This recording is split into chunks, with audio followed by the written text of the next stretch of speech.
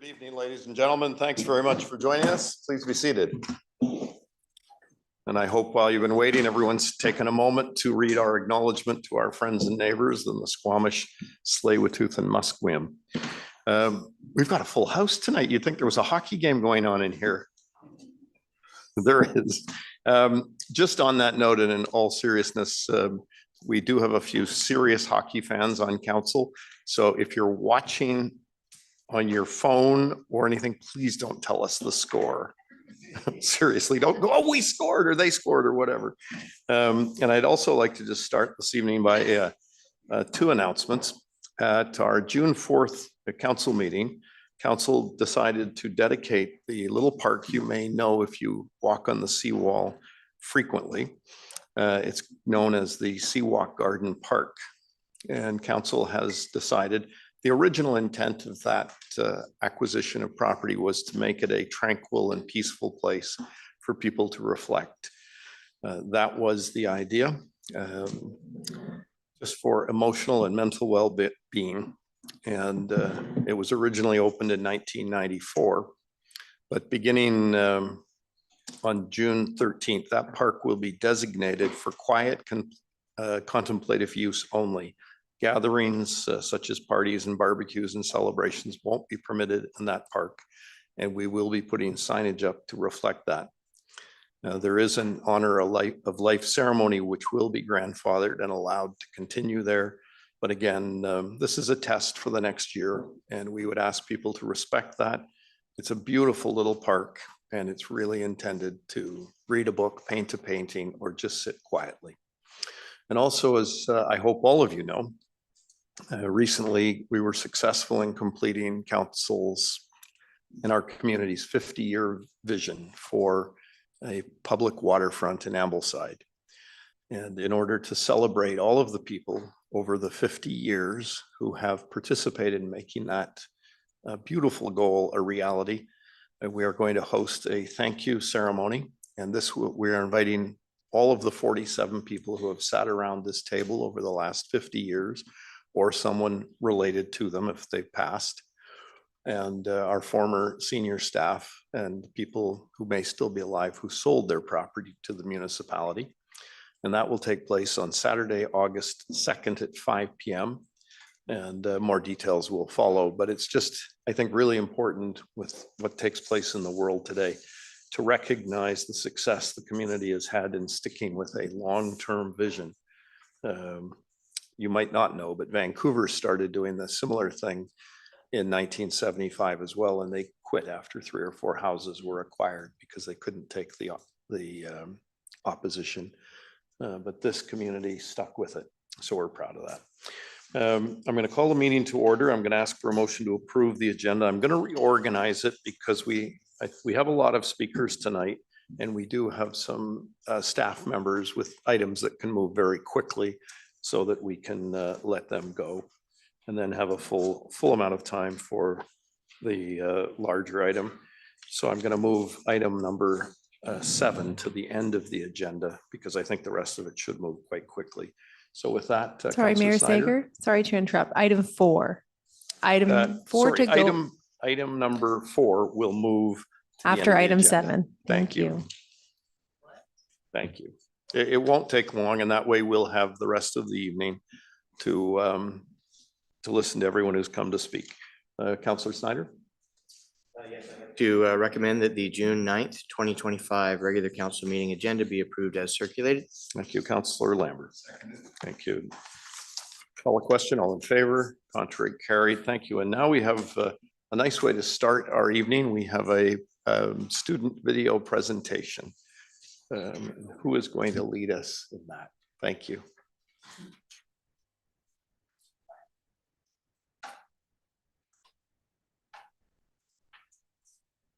Okay.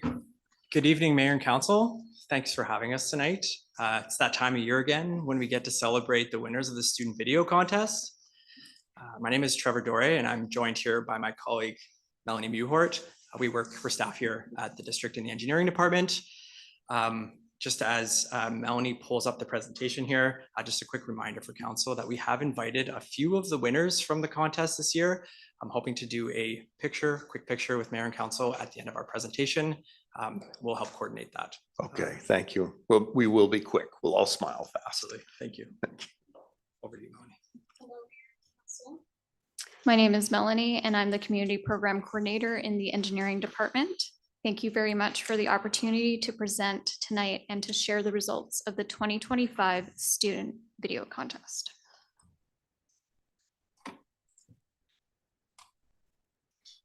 For the past 10 years, the district has challenged West Vancouver students from kindergarten to grade 12 to make and submit short videos on various themes related to sustainability and how individual behavior can have a positive impact in the community.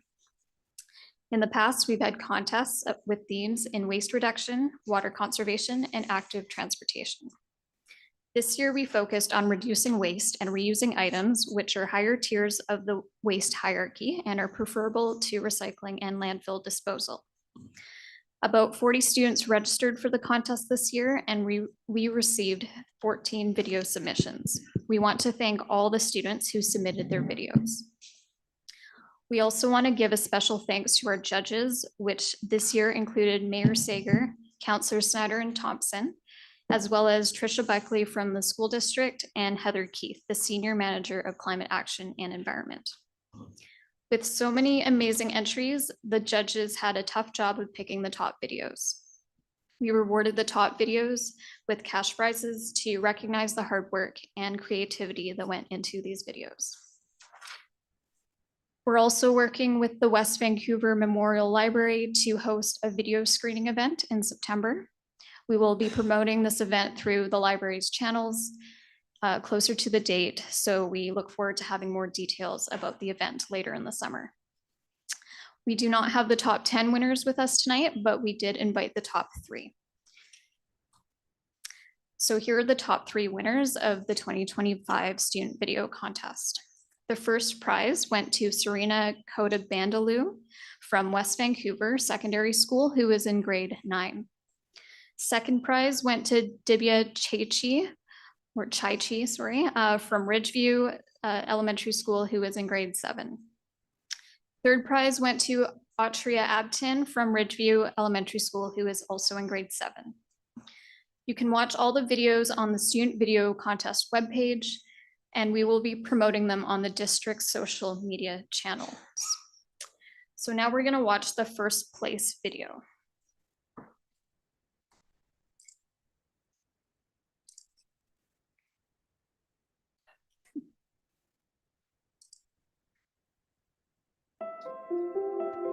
Reducing and reusing in West Vancouver. In 2022, 1.3 billion single-use items were disposed in the Metro Vancouver region. These materials will pile up in landfills, contributing to pollution, climate change, and long-term environmental damage. So what is the solution? The District of West Vancouver has developed a sustainable food service purchasing guide to help local food service businesses understand and adapt to single-use item regulations. This includes using reusable cups and containers for on-site dining and distributing high-quality reusable bags. But to support a circular economy where nothing is waste, everyone must contribute.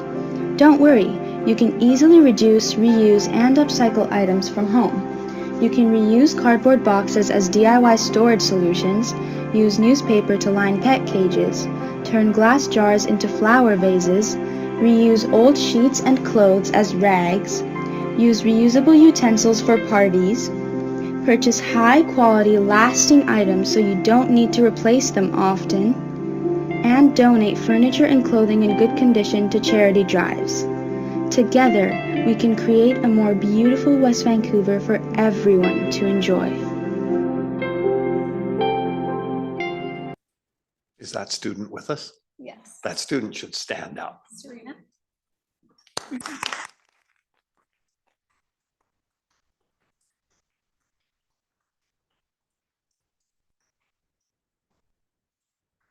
Very nicely done.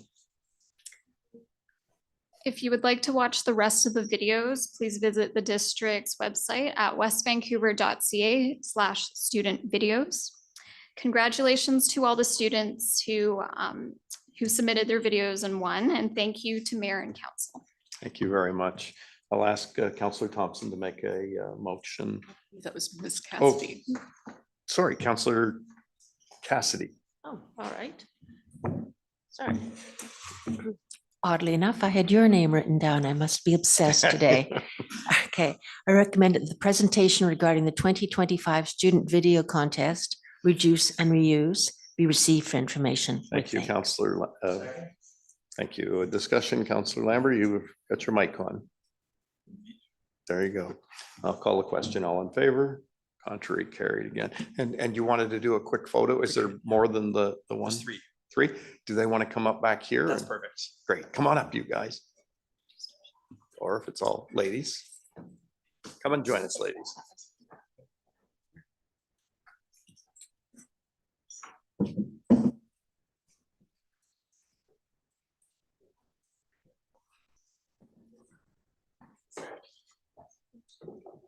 Congratulations.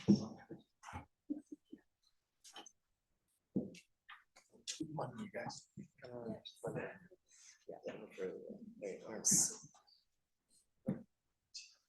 That's perfect. Okay, 3, 2, 1, looking this way. Cheese. Super. Okay, let's give them, all three of them a round of applause.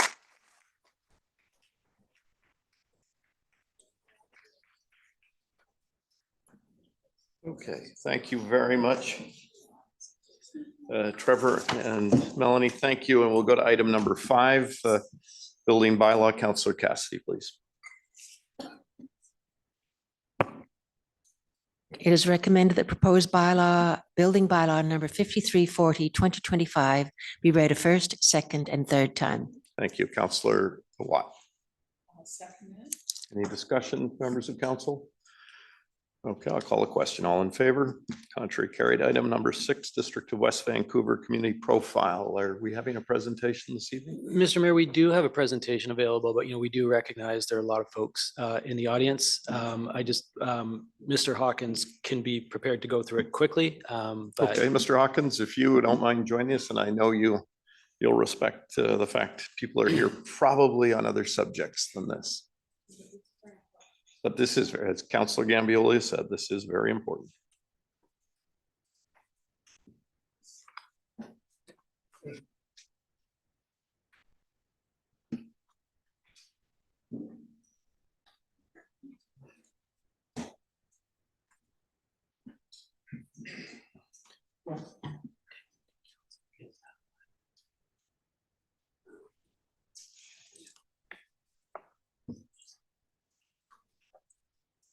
Okay, pardon me, and good evening, Your Worship, members of council and members of the public. So I will endeavour to be brief. I'll move through this. Essentially, everyone knows the census is prepared every 5 years, and what this typically means is that community planning prepares an updated community profile as the data is released, to support council's decision making, and so that the community understands where we are and where we've come from. So typically, we compare census from 20 years ago to where we are today to understand how our community is evolving, as well as comparing us to the region to see what's different, what's similar, and so on. There is a full appendix. It has 40 data sets, so it's very much a report for those that like numbers. It flows in accordance with council's strategic plan. Given in the interest of time and given the ongoing interest in housing, I'll just speak to some of the stats as they relate to housing related information. So first part of that is growth. So you can see on the blue line there, West Vancouver is typically growing fairly slowly over the last full census count. So 2% over 5 years, dropping down, actually achieving negative growth or population decline, and then picking back up more recently. This is consistently lower than the region. You can see growth there averaging 7, 8, 9%. And what this means is over the last 20 years, West Vancouver's grown by 7%, so less than 1/3% annualized, while the region has grown by almost 5 times as much. We often get questions in terms of what are we planning for or what are we estimating. for it to remain low growth, whether that be BC Stats or the Metro Vancouver Regional Board or our own documents, to accommodate around 1% of all regional growth. What that essentially means is where there's low growth, our population profile has only really changed in one way over the last 20 years. It's really saying that if you were here 20 years ago, you're 20 years older today. So the dark blue line represents 2021, light blue 2001. And you can see the dark blue line is notably larger or outside the light blue line for those aged 65 plus. So we've moved from 1 in 5 to 1 in 3 residents being over 65 years of age. And this is different to the region. So West Van in dark blue, you can see that line is outside the orange line for the older ages, and then notably inside it for adults in their 20s, 30s, and into their 40s. So this is what's often referred to by demographers as the missing middle. Planners often talk about the missing middle in terms of housing stock, and there is a relationship between age diversity and housing diversity. So West Van remains predominantly almost 2/3 single family, 44% for Metro Van. Similar for the duplex type of housing forms. Where we start to see more of a discrepancy is there's 5 times as many townhouses as a share of the regional housing stock versus our 2%. Similar discrepancy for low-rise apartments, so 3- and 4-story forms, and then relatively similar for high-rises. And obviously in West Van, that's really speaking to the 1960s and 70s apartment area in Ambleside. And this does, if we tie this back to the demographic profile, while 2/3 of our housing is single family, because we're an aging community, 1 in 2 of our households do not have children living at home. Related to that, obviously, if you're slow growth, is that most of your buildings, so more than 1 in 2, be that dark blue residential or light blue commercial, are actually 50 years old, or in many instances are older than that. There has been replenishment of commercial and residential building stock over the decades since then, but in particular, we're noticing a real lack of renewal of commercial buildings, and this is one of the reasons that Council's been directing a local area plan initiative for our commercial centres, Horseshoe Bay, Ambleside, and so on. Housing cost is certainly something staff receive questions on. While incomes have risen because we're have many retirees, incomes over 20 years, a 38% increase is almost indexed to inflation, or actually it's worse than inflation. And this is because our labor force is declining. So while those who work are typically high earners, or often high earners, it's tracking inflation at best. But what has increased much more than inflation is average monthly rents. And then in particular forms of ownership, be they apartment, row house, and then in particular detached values. When you look at the 400% increase, that's more than 10 times the increase in incomes over that same 20-year period. So long way of saying home ownership is expensive, and it has leveled off the last 2 census counts, but it remains significantly above Metro Vancouver's broader regional averages, which I do think, certainly staff get questions around what are we doing to address housing affordability. It's always going to be a question of relativity in West Vancouver. It's very hard to take existing expensive land and make it more affordable. The only real tool we have is densification. It's in economic terms, it's making this same piece of land more productive, more efficient by turning it into more square footage and dividing it into smaller units. Within the affordability data, our renters are actually more challenged. So, I mean that in 2 ways. So light blue, West Van renters pay more every month than Metro Vancouver renters across the region, but they also pay more than our owners. So you'll see the light blue is more monthly cost than the dark blue for ownership. And again, this ties back to our age profile. It's because 1 in 2 of our households are actually mortgage free. They bought typically before that 400% increase in detached values. So there are barriers to ownership for those looking to move into the community, although it's not necessarily a particular burden for those that are here or have been here a long time. I already mentioned the general age of commercial and residential buildings. This is also true for seniors housing. You can see if there's ever been a boom in construction in West Van, it was in the 50s, 60s, and 70s.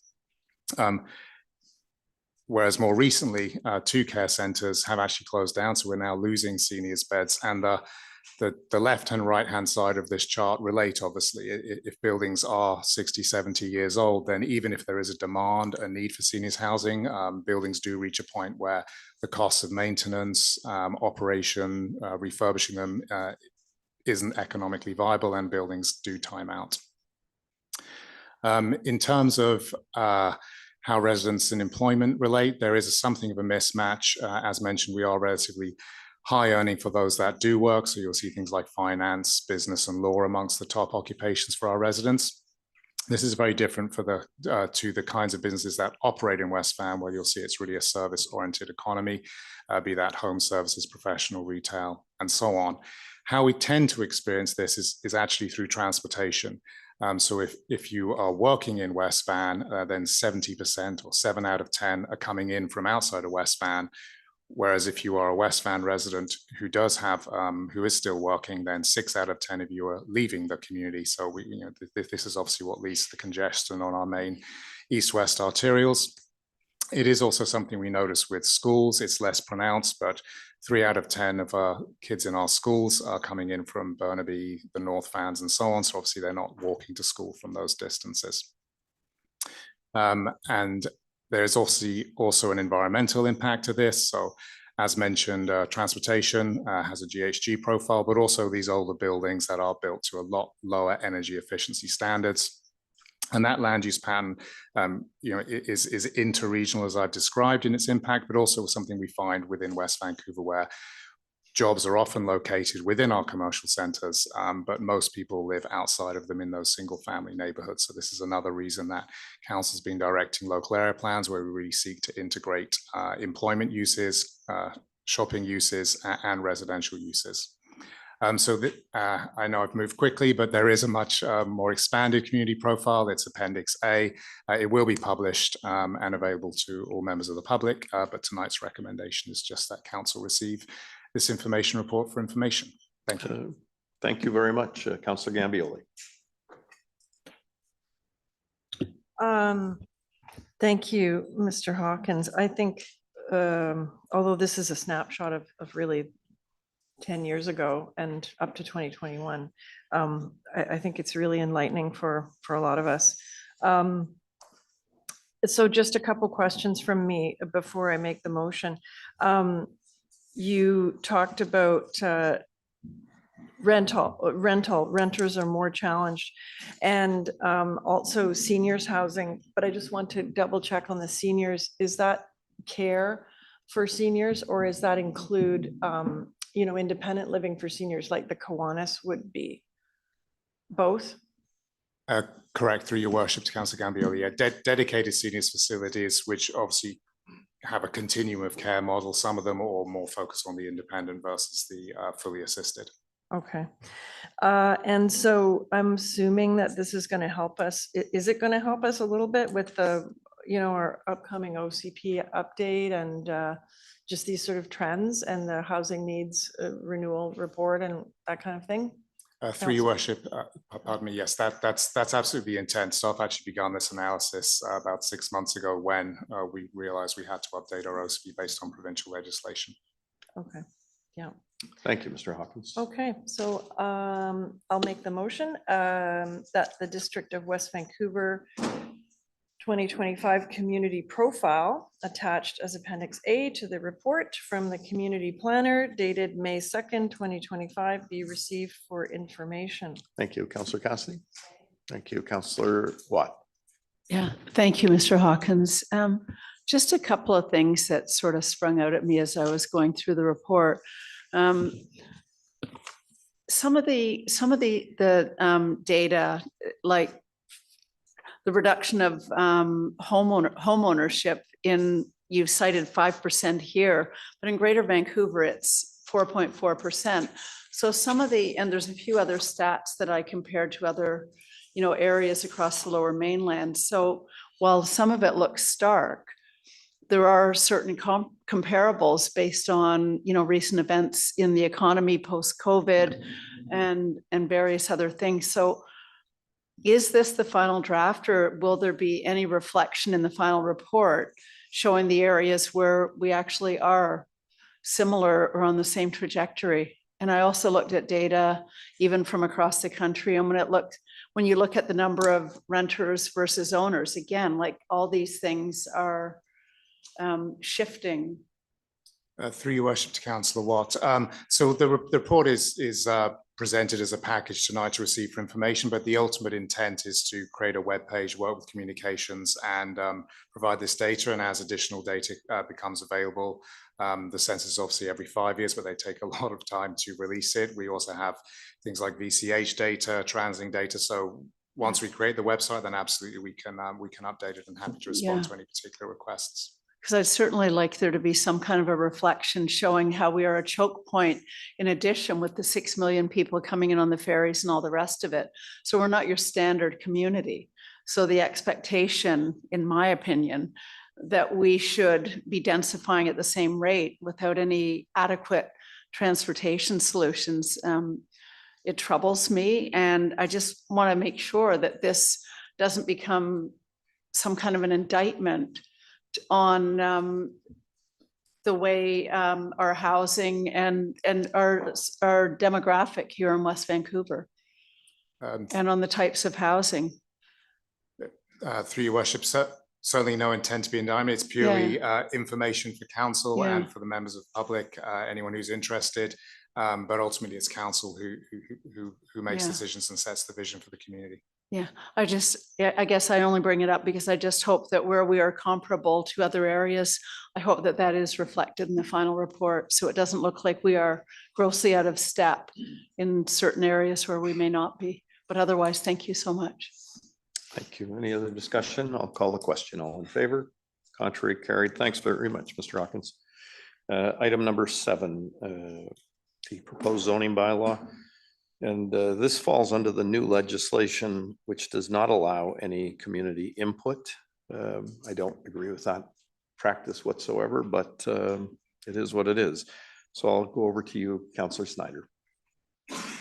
Thank you. I'd like to recommend that the proposed zoning bylaw number 4662-2010 amendment bylaw number 5379-2025 be read for a first time. Thank you, Councillor Lambert. Thank you. Any discussion? I'll call a question. All in favor? Contrary? 2 opposed. The motion is carried. Second reading. I'd like to recommend that the proposed zoning bylaw number 4662-2010 amendment bylaw number 5379-2025 be read a second time. Thank you, Councillor Lambert. Call the question. All in favor? Oh, sorry, Councillor Gambioli. Councillor Gambioli. Well, just, my thoughts are, for my purposes, this was a tough decision. I'm really on the fence about this for several reasons, but I'll just suffice to say that I'm assuming that our staff will be as diligent as they normally are in terms of inspections about landscaping and the design elements and the bylaws as we can be, because I think this is important to make sure that this is done as well as we can enforce, and that it's not seen by the neighborhood to be quite as unfavorable as some people think now. So thank you, Councillor Gambioli. I think others echo that thought. Mr. Bailey, I'm confident that you will do everything within your powers to ensure it is built as appropriately as possible. Sorry, I had a mover and a seconder. Any other discussion? I'll call a question. Those in favor? Motion. Those opposed? Councillors Cassidy and Watt recorded opposed. The motion is carried. Third reading, please. And I'd like to recommend that the proposed zoning bylaw number 4662-2010 amendment bylaw number 5379-2025 be read a third time. Thank you, Councillor Lambert. Discussion, question, all in favor? The motion is carried with Councillors Cassidy and Watt opposed. We'll now go to item number, let's just do number 9. That'll be very quick. The consent agenda item, Councillor Gambioli. Okay, got to put the glasses back on. Recommend that the consent agenda items as follows be approved. Items 9.1 through 9.4 as written. Thank you, Councillor Lambert. Yeah, call a question, all in favor, contrary carried. Thank you. We can now go to item number 4, which I think is what, oh, sorry.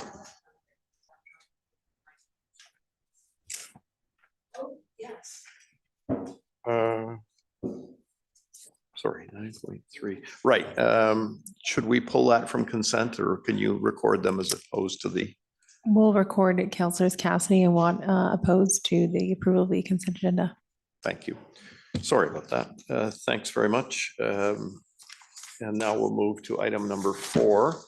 And I know there's quite a few people. How many do we have signed up to speak right now?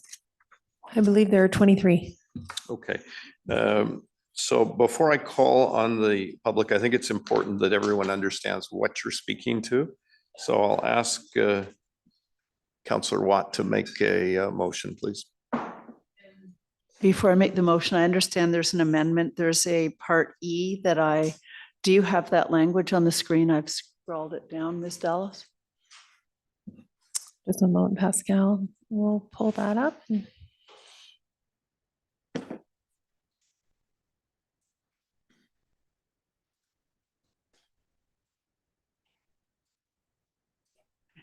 Thank you. Do you want me to do as written or read it all? I Mayor think Sager? if we leave this up on the screen for a moment, everyone can see there was a motion circulated over the weekend as a result of some discussions that were had on Friday. I've recommended the addition of item number E to this, and if I think it's fine now Yeah, to read it okay. as So I written. I would like to recommend that the Gleneagles Adventure Skate Park, the proposal to update the Gleneagles Adventure Skate Park be approved in principle as written. Thank you, Councillor Snyder. Okay, so now everyone knows what they're speaking to.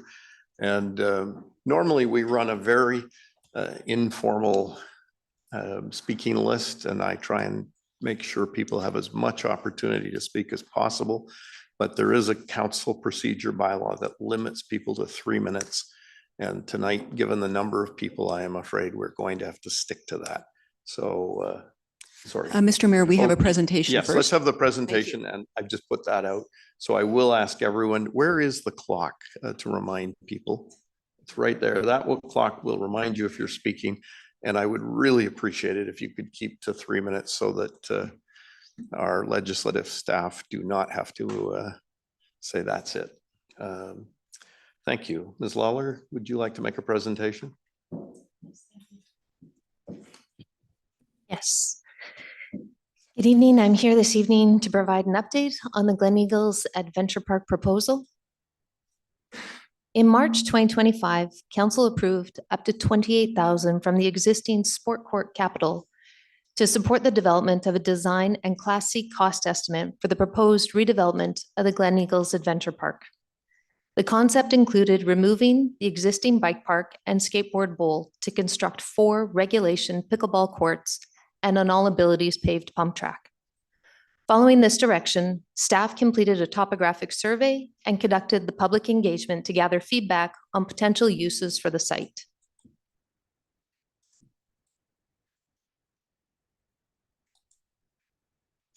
Public engagement took place from March 24th to April 11th, 2025, and included an online survey, 2 in-person open houses, and a total of 1,308 surveys were submitted, with 1,224 being unique responses. Of all the respondents, 659 identified as West Vancouver residents. The West Vancouver survey results, the open houses, along with 78 letters submitted to Mayor and Council, formed the basis of this report to Council. While the proposal presented during the community consultation focused on converting the existing facility into only pickleball courts and a pump track, it became clear from the community feedback that the local West Vancouver residents wanted to retain the skateboard bowl and keep the focus on youth amenities. We heard the community wanted a design where the skateboard bowl is preserved, alongside the addition of a pump track and possible pickleball courts as well. Staff received significant feedback from the local community urging the Gleneagles Adventure Park be prioritized for youth. Residents emphasized a need for youth-focused outdoor spaces in the West that do not require driving. Spaces that would support physical activity and reduce screen time and promote meaningful in-person connection. According to the 2023 Canadian Health Survey on Children and Youth, there has been a notable decline in mental health amongst children and youth since COVID-19. And although the research consistently shows the benefits of physical activity, Participation Canada reports fewer than 45% of youth are meeting that recommended physical activity guideline. The BC Adolescent Health Survey was completed in 2023 and found that in the North Shore Coast Garibaldi region, compared to 5 years ago, there was a decrease in those who engaged in organized sport, dance, yoga, and exercise classes, and an increase in participation in informal sports and extreme sports. Skateboarding and biking remain a sport with strong appeal for teens and youth and can play a significant role in promoting their physical and mental health. Help youth develop essential life skills such as creativity, confidence, perseverance, patience, and resilience through repeated effort and practice. These activities foster independence and problem solving while supporting overall well-being. Skate parks and bike amenities provide safe and inclusive spaces for youth to be active and to socialize. Beyond the physical health, these amenities offer opportunities to build friendships and participate in a positive and skill-sharing community. This supportive culture fosters mentorship and cross-generational interaction and a stronger sense of social connection and resilience. Staff met with the youth and the skateboarders and the bikers to better understand the underutilization of the current adventure park. Users shared that the Gleneagles Bowl has not been resurfaced since installation 20 years ago. Bowls are designed to allow riders to slide safely when falling. However, the current surface causes abrasions and road rash. The roughness also creates high friction, reducing speed and the overall ride experience. While the bottom of the bowl is suitable for beginners, not everyone knows that they can walk in and ride the base. Most skateboarders also prefer a street style of riding, which currently takes place informally in the north end of the park, using makeshift equipment brought from home by riders. There's a clear need for properly installed permanent street style skateboarding infrastructure. The bikers shared that the dirt pump track rebuilt in 2023 needs daily maintenance to maintain its functionality. Without consistent upkeep, it deteriorates quickly and no longer provides for a quality riding experience. This is West Vancouver's only bike park. And while there is strong support for maintaining a bike amenity, users have expressed a preference for a paved all abilities pump track, which requires less maintenance and supports a higher, more varied usage. Pump tracks are highly inclusive and accessible to users of all ages and abilities, welcoming bikes, scooters, skateboarders, balance bikes, rollerblades, and even wheelchairs. They help build biking skills, balance, coordination, and confidence in a safe environment, producing more confident riders. Beyond physical activity, pump tracks acts as a social hub, encouraging mentorship, community connection, and cross-generational interaction. The community also expressed interest in beginner or introductory features for both skateboarding and biking to support youth of all skill levels. Staff also received feedback supporting the inclusion of pickleball courts, creating a multi-generational activity hub. This aligns with the age-friendly principles by providing walkable, accessible recreation opportunities for local residents. Pickleball is a low-impact, easy-to-learn sport that encourages physical activity among all ages. It supports intergenerational play, builds social connection, and contributes to physical, cognitive health across age groups. The social nature of the game helps reduce isolation and enhances community vibrancy, particularly for older adults seeking active lifestyles. Given the feedback learned during the consultation phase, staff are here tonight with an updated proposal and provides expanded space for skateboarding, biking, wheeled activities, and pickleball while retaining the skateboard bowl. The new proposal is designed to create a cohesive flow for riders between all three wheeled amenities, allowing for continuous movement between the skateboard bowl, the new street style features, and the pump track. In contrast, the pickleball courts would be fully fenced and function as a distinct standalone area.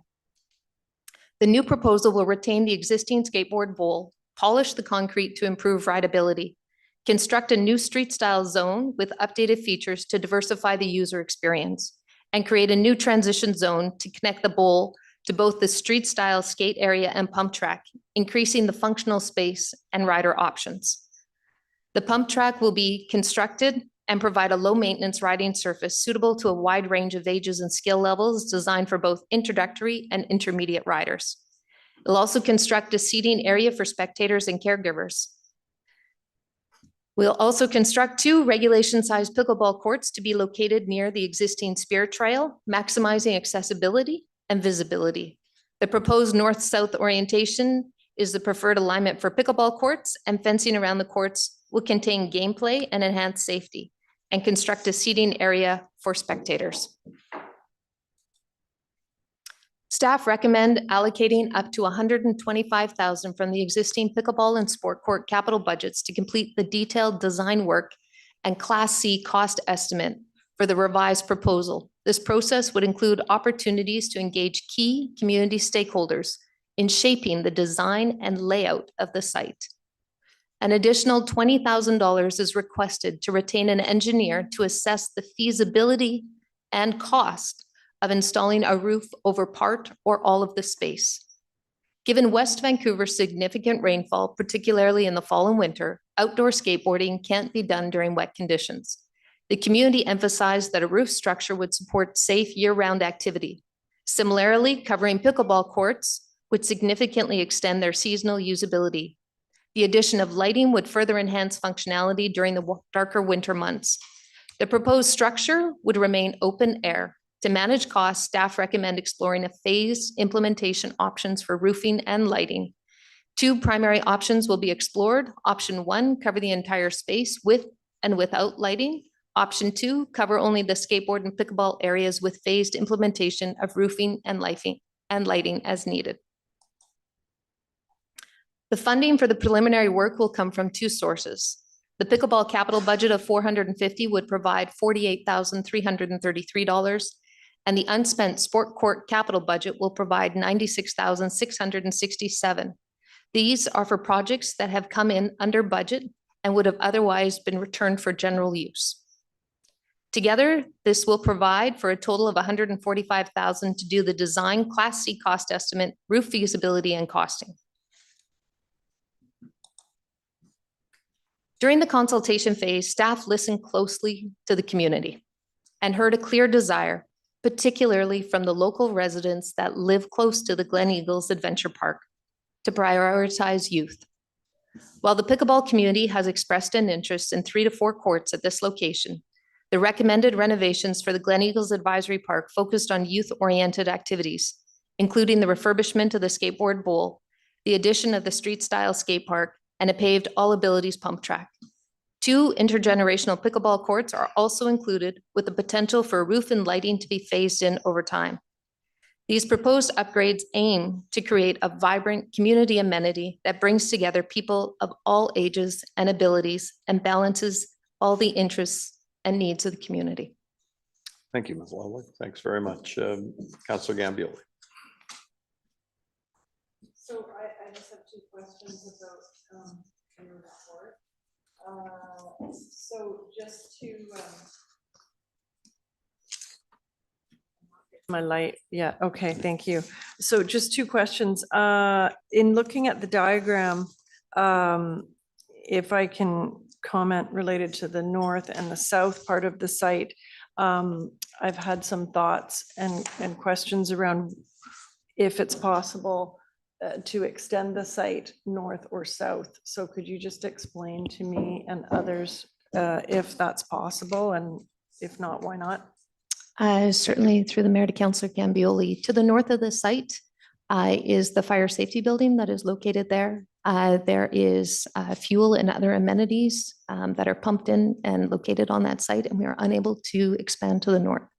To the south of that site is the entrance through into the golf course for all the machines that are used to go in and to provide all that servicing. And we are unable to relocate that particular without significant infrastructure. That would also close off access to that portion of the parking lot and reduce our parking spaces. Uh-huh.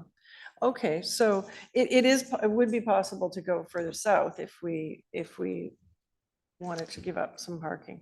Correct. And we would also have to add in another road onto the golf course, reducing part of the footprint of the golf course. All right, okay. Okay, so we've got a, usable, very relatively small usable little rectangle. And just to clarify, this proposal at the moment is to spend some district money to complete detailed designs and to look at other options related to engineering a roof, but that doesn't pay for the project. So I just want to temper everybody's expectations with the next step, assuming if this went ahead today, it says you're coming back with recommendations about all those designs and things in September, when we would actually know closer the costs. And then we have to look at each other and go, well, where are we getting the money from? And so do you have any bright ideas? Because we don't have much money. We do have the funds left over in the, do you want to go back to that? I guess I'm not talking about the pickleball part. I'm talking about the pump track and the streetscape part. The money for that portion. I suppose if the cost came in above the funds currently available, council could consider utilizing something, one of our reserves, like our community amenity fund, which has funds. But I think we shouldn't prejudge what it's going to cost. We're going to go out to the market and Sure, but I guess my point, of which I'm just asking staff to clarify, is that it's not a done deal. We don't know where we're getting the money, even if this goes ahead for part of it. And that would be a decision that would be made in September or even later. yes. That is correct. So once the detailed design is done, then we would work with our finance director to see where available funds are and bring back some options for council to consider. Thank you. Councillor Cassidy. Thank you very much for your report. Now, I've been receiving communication from members of the public that this report, which we have now seen, and thank you again for that, that the survey that was sent out to the public was actually flawed in the sense that you could respond to this survey many, many times. So that it wasn't, one survey per household, but that you could just keep pressing the button and responding accordingly. So I was wondering if you could please address that. And number two, this skate park, as it's currently, it's rarely used. Ms. Lawler? Through the mayor to Councillor Cassidy. With regards to the survey results, so we received 1,308 surveys that were submitted, with 1,224 being unique responses. Of that, 84 were duplicate submissions. That means that they were done from roughly around the same time and location. Those 41 duplicate surveys were completed during the times of the open house events, meaning that the surveys completed by the public on one of the district devices, one of our iPads that we were handing out at the events. The remaining 43 may have been intentional duplicates, although this is also not necessarily confirmed because there could be shared uses within homes or libraries. And the second comment, if I may, with regards to low usage of the site, we do see low usage of the site. And I think I addressed that in my opening remarks as to why the skaters and the bikers have indicated that the site is not completely usable at this time. Okay, thank you. And so again, just to give clarity to the public opinion on this. So all the individuals who were surveyed and whose responses were compiled, they were West Vancouver residents. So we had 1,308 surveys completed, 659 identified as West Vancouver, and it's the 659 that form the basis of this report. Okay, thank you. Thank you. Councillor Watt. Yeah, thank you. So we received a query from the Tennis Society wondering, well, hoping that we will pull the money from the, we've got 450,000 in CACs for pickleball. So I was snapping photos of the screen as you were going through. Let me just pull this up. So it currently looks like the proposal is to take 96,000 and change out of the sport court fund. That would just leave like 2,500 bucks left in that. Is there a reason we would do it from there and not from the pickleball fund entirely? I'm just trying to understand that element. Through the mayor to Councillor Watt. So the funds that we have allocated, the $96,667 is actually unspent capital dollars. We came in under budget over a couple of years on some of the projects, and we were going to use those dollars to be able to do this work. These dollars would have normally returned back to the general fund. Okay, so I guess the request, as was presented to the seven of us late this afternoon, was, well, it was the suggestion that those funds could help to refurbish some of the tennis courts. Is there any way that we can do both? Through the mayor. I think it's important to recognize we are doing that. Yeah. So we do have Okay. dollars set aside this year to refurbish the Caulfield court, both the tennis and the sport court. And we also have funds set aside to refurbish Burley tennis courts. Those are planned and moving ahead, and those dollars are secure and set aside for both tennis and the sport court. Excellent. Thank you so much. Thank you. Any other members of council? Councilor Gambioli, you want to go again? Not a question. I just don't want to encourage people to text all seven of us an hour before the meeting and expect us to respond. I don't think that's a proper process, and I won't be responding to that kind of messaging in the future. Thank you, Councilor Gambioli. I'll now call on, I believe we have members of the public who wish to speak. Pascal, where are we at now? Okay, Mayor Sager, the first three names on this list are Edward Pilak, Mehran Kai, and Lynn Palmer. Thank you, Mr. Pilak. And again, I'm going to ask everyone to be very respectful of the time tonight. Mr. Pilak. I have a sore throat. No, it's a dry cough, so I won't be talking long, so don't worry. Dear Mayor Sager and members of council, my name is Edward Pilak, and I'm a resident of West Vancouver for the last 36 years. I lead an advocacy group called West Van Players. Members of our group are mostly residents of West Vancouver. We lobby for more pickleball courts and time to play in West Vancouver.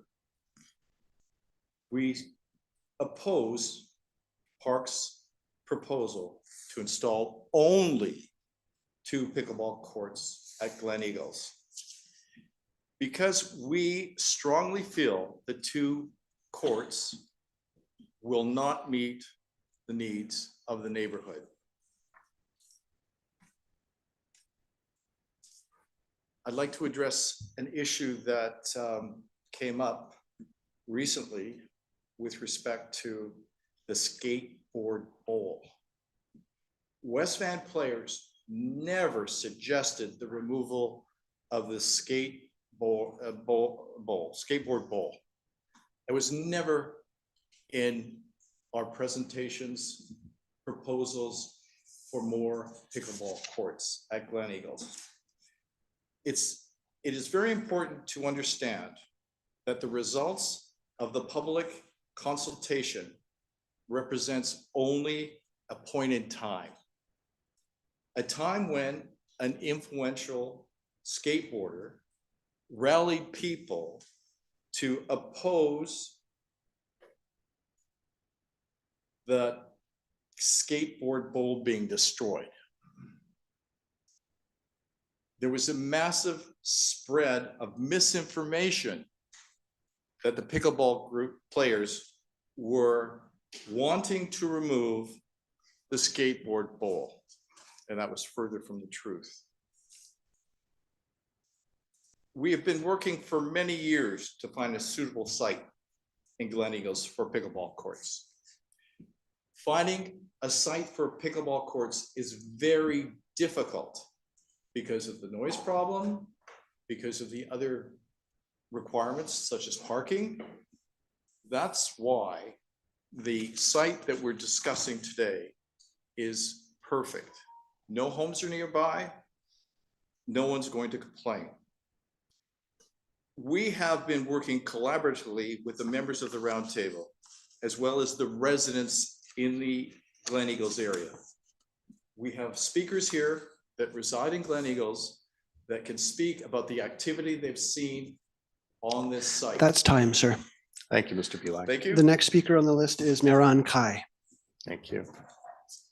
Sorry, Mr. Kai, is it? Yeah. Kiai. Mr. Kiai, thanks for joining us this evening. Thank you very much. Good evening, Mayor and Council, and thank you for this opportunity. I wish to comment on the public engagement report that is provided on the survey that was mentioned in here. This survey has been presented as the basis for staff recommendation and decision-making process. I certainly applaud the efforts of the staff in seeking stakeholder input. While the survey seems to provide a pivotal piece of reasoning, yet I think it is fundamentally flawed in two primary aspects. One, in data collection standard, and two, in actual analysis that is done in the survey. I provide these comments as someone with extensive experience of over 30 years as university faculty member and administrator who has commissioned and analyzed numerous surveys, prepared and taught research methods and statistical analysis. There's no time to go over one by one reasons for these details right now, but I'm happy to share with you my reasoning if you ask me to.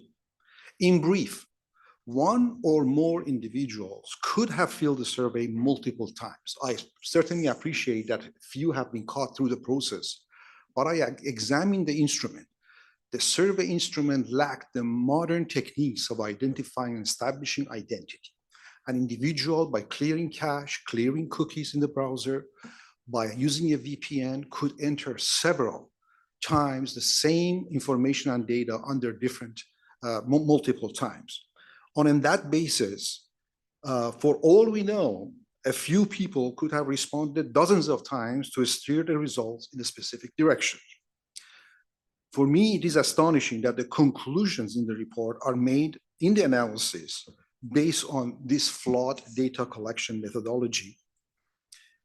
For instance, questions were designed for one group, but were not provided for the other group to compare apples to apples and to establish proper controlled variables. To make decisions based on a flawed survey to utilize public fund, I think is incorrect.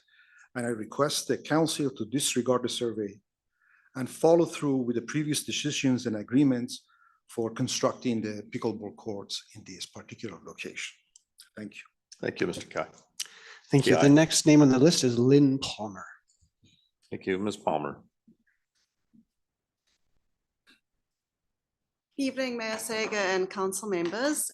I'm Lynn Palmer, and the West Van Group have asked me to visually depict their preferred option of 4 courts and how this may fit into the Gleneagles site. May I confirm you each have a handout entitled 4 courts? Yes, we do. Great, okay. Okay, so I need to include that I'm a West Van resident and I am not trained in technical site drawings. I have, however, taken the measurements as given on the most recent district drawing and calculated how 4 courts may fit in. These measurements are approximate and therefore district staff would obviously need to evaluate further to confirm it would fit on the site. The first page depicts these 4 courts. These courts do not impact on the footprint of the skateboard bowl itself, and it leaves the top section, which is large, open for proposed pump track. The yellow highlighted number of 59 feet and 128 feet is the space depicted on the district drawing as available for amenities. Furthermore, there is space bottom left of the diagram with the district proposed patio. Therefore, I've assumed this is space available for amenities. By using approximately 6 feet of this proposed patio, I was able to locate the 4 courts in such a way as not to impact on the landscaping situated top left are the skateboard bowl. That's a little bit with little round rock pictures. This is merely to present an option, should it deemed important by district not to disturb the landscaping that is currently there. There is a long, narrow stretch section highlighted by the red oval. That's just to the right of the court there, depicting where picnic tables or chairs may be located. This section also provides several options as to where to place the entry or the exits for the courts. If we move to the second page, that depicts the measurements that I've worked on for these courts to gauge if they will fit on the site. The regulation size for a pickleball court is 44 by 20 feet. In order to fit the courts into the space available, I've provided 8 feet between the courts and 7.5 feet between the serving baseline and the fence. These are less than the regulated pickleball setbacks. However, the West Van Players Group has advised these dimensions are acceptable, as the intention is for social community play and not tournament play. The Normanby courts in West Vancouver have setbacks that are not regulation size either, and those have been acceptable to the playing community. Thank you. Thank you very much, Ms. Palmer. The next speaker. The next name on the list is Sean Hatch, followed by Sandy with no last name provided and Simone Canary. Sean Hatch. Mr. Hatch. Thank you, Mr. Hatch, for joining us this evening. Thank you. Good evening, Mayor and members of council. My name is Sean Hatch. I live at 2336 Marine Drive. 35-year resident in West Vancouver. Tried to stay active in the community. I served 2 terms on the Collingwood School, volunteer high school football coach at West Van Secondary for a few years. These days I play pickleball, not well, mind you, but the benefits are tremendous, as I'm sure you all know. I have 3 points I want to make in my 3 minutes. The first point wasn't mentioned during the verbal presentation, but the Parks report states there is a divide among the pickleball community. And as decision makers, I think that is something you need to understand to explain some of the response described in the report. What we see in West Vancouver, in my experience, and I mean at West Van Rec Center, Gleneagles Community Center, and the outdoor Normanby courts, is a singles-friendly rotation protocol or etiquette. It's a beautiful model of grassroots self-regulation. Singles are welcome, it's inclusive, all have lots of playing time, the rotation improves skill, promotes socialization, and it can be adapted for foursomes who want to play. You just can't stay out there and have a game of 3, best out of 3 mini tournament type of things. The dozens and dozens of people I play with know and embrace this approach. Then there are those individuals who don't like this. They don't like the singles, drop-in, and rotation. They tend to self-identify as, quote, advanced players. And they, like tennis players, come in groups of 4 to play with each other. They frankly are better off at Ambleside. In fact, the North Shore Pickleball website advises there is no requirements to include singles at Ambleside. I'm not sure who has decreed that, but there it is. So this, again, I think the import of that point is that the so-called divide among the pickleball community is, I think, based on that sort of 2 groups of players. The current West Van pickleball facilities, my second point, are simply inadequate. We know the indoor sport courts are booked within seconds every Wednesday at 8 a.m. They're gone within seconds. Normanby is a welcome addition with 4 outdoor courts, but it was like pulling teeth to get it. As noted in the report, Ambleside has been embraced regionally. So let's say for conversation's sake, it's used 50% by West Van residents and 50% by non-residents. I don't think that's a stretch. That's what I've observed. So arguably, West Van residents have 6 outdoor courts. North Van, according to the website, says 15. It's just not adequate to meet the demand. The third point I'd like to make is regarding the proposal. It's striving to be all things for all people. It's a recipe for disaster. The 2 courts crammed into that menagerie are not going to be used and they're not going to move the needle. That's time, sir. Thank you. Thank you, Mr. Hatch. No, you go ahead. Sir. Sorry, and the next speaker is Sandy, I assume? Oh, Sandy is the next name on the list. Come on, sir. It's not, it'll be good fun. Thanks for joining us this evening. Oh, well, thank you, council and mayor, for this opportunity. And my name is Sandy and the last name is Tambosso, living in West Vancouver. And there is a need for more pickleball courts in West Vancouver. And that need is only going to get more because as we get older, and we all get older, we gravitate towards an activity that allows us to, just a minute, to exercise, to have our exercise in an atmosphere where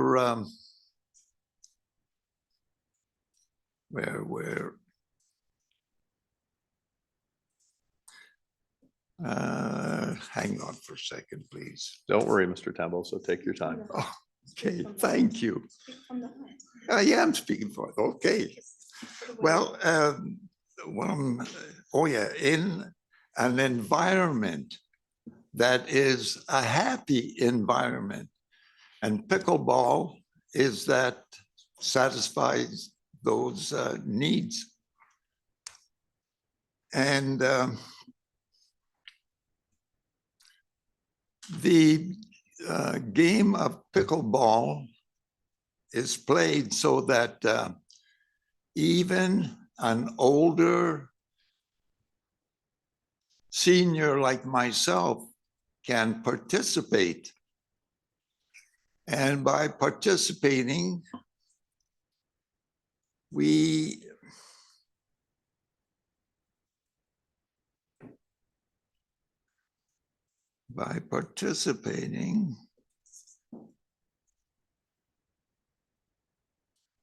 keep active.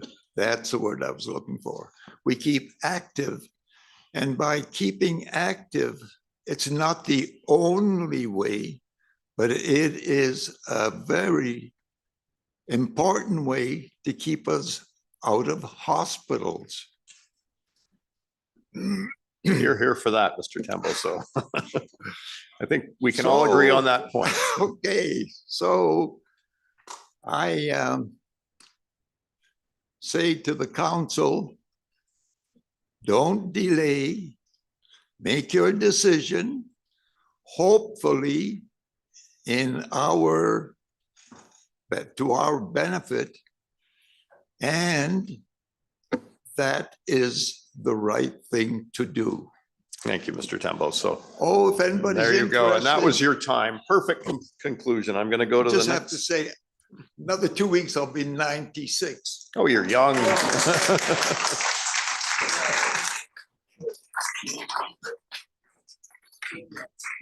The next name on the list is Simone Canary, followed by Nick Stojcic and Wendy Winkler. Apologies for mispronunciations. Ms. Perry, if we, Simone Canary? no, Nope. Okay, we'll strike that off. Nick Stojcic? no, sorry. I'm a little confused here. But the person that's sitting here, what is your name? Simone. Oh, you are This is Simone. Oh. So is Simone Perry, is it? No? Yes.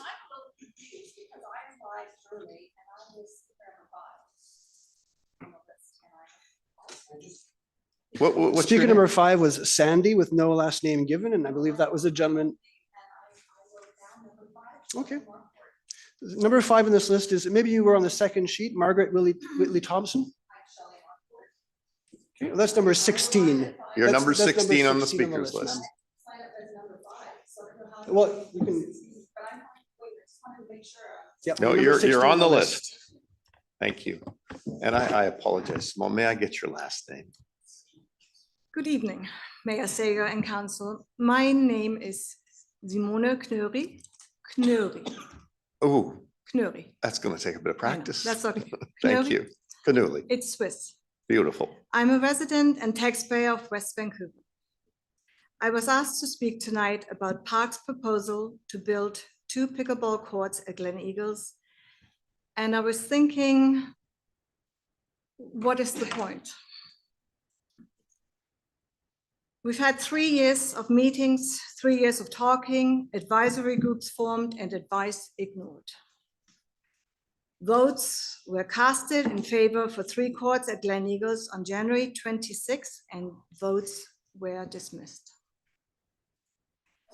I would implore Council to consider the missed opportunities associated with failing to take a leadership role as the municipality was one of the highest participations rates in the Lower Mainland. The needed facilities will help satisfy the demand and over time will help create a strong association between pickleball and West Vancouver. I won't even go into the missed economic opportunities that this sport can provide. Council has the facts and the statistics that West Vancouver is lacking in pickleball facilities versus the exponential demand from its West Vancouver residents. This is hard when I say that, excuse me, I'm Swiss, German, but it seems obvious that Council has no intention to build courts, otherwise decisions would have been made a long time ago, here or behind closed doors. Thank you. Thanks very much. And the next speaker is? Nick Stojcic. I'm sorry? Nick Stojcic, I Mr. believe. Stojcic? Stojic. Stojic. Thank you, sir. Good evening. My name is Nick Stojic, and I have been a West Vancouver resident for more than 25 years. I continue to play tennis, and I'm finding pickleball more conducive in my senior years. Pickleball is growing very fast in our community, and I'm getting more competitive as the days go by. The camaraderie is great in in bringing West Vancouver together. Let's get West Vancouver players. More outdoor pickleball courts are required in West Vancouver, and the proposal of 2 courts at Gleneagles skate park is very short-sighted. The West Vancouver pickleball group is growing and needs bigger facilities. A minimum of 3 courts is suggested, but 4 courts would be highly desirable and would be better to serve the western part of our community. Thank you. Thank you, Mr. Stojic. Next name is Wendy Winkler, followed by James Belsheim or Belsham. Ms. Winkler. Ms. Winkler.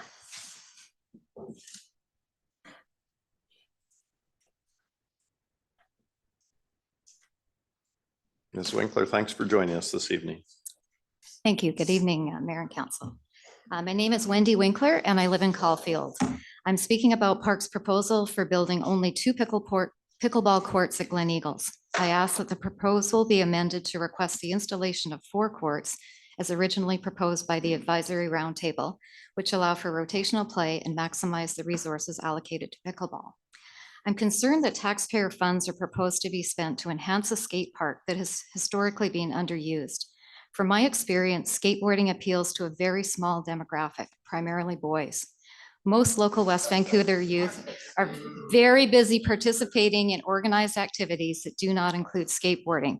My children, a boy and a girl who both went to West Van Public Schools, and their friends played soccer, hockey, volleyball, baseball, field hockey, and lacrosse, but neither my children nor any of their friends skateboarded. I'm surprised that after listening to a small but vocal group of skateboarders, the district appears to now support building a high-end skate park. I don't feel we should let a social media savvy adult skateboarder from Burnaby dictate spending in West Vancouver. I feel that public amenities should be designed to reflect the needs of West Vancouver residents, not to cater to those living elsewhere. I'm disappointed that the district appears to be prioritizing taxpayer spending on youth facilities that have not previously been in demand by local residents.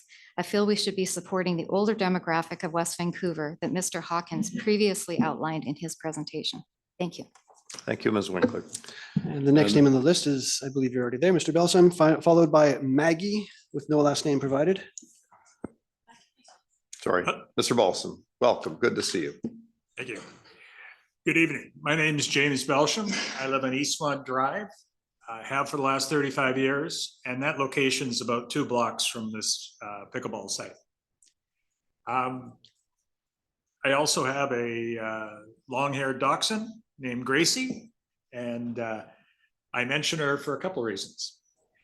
The first is we give Gracie a walk every day or two. And favorite place to walk is right in the trail right behind the community center, right beside this the park. Now, I've been walking with Gracie and the previous dog for 20 years.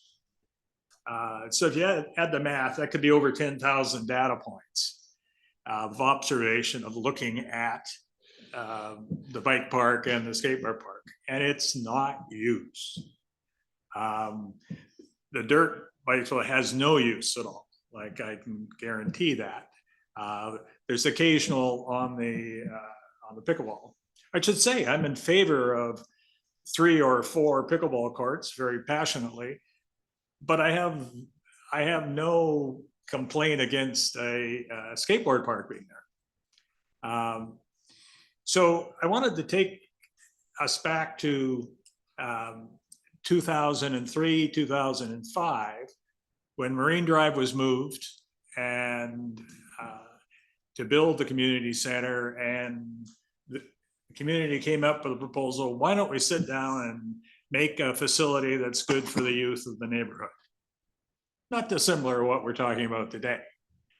I was on one of those task force. My son was on a focus group, talked about it, came up with a great idea of a skateboard park and a dirt bike park. Ask everybody, surveys, everybody says great idea. But it turns out it wasn't a great idea because it was never used.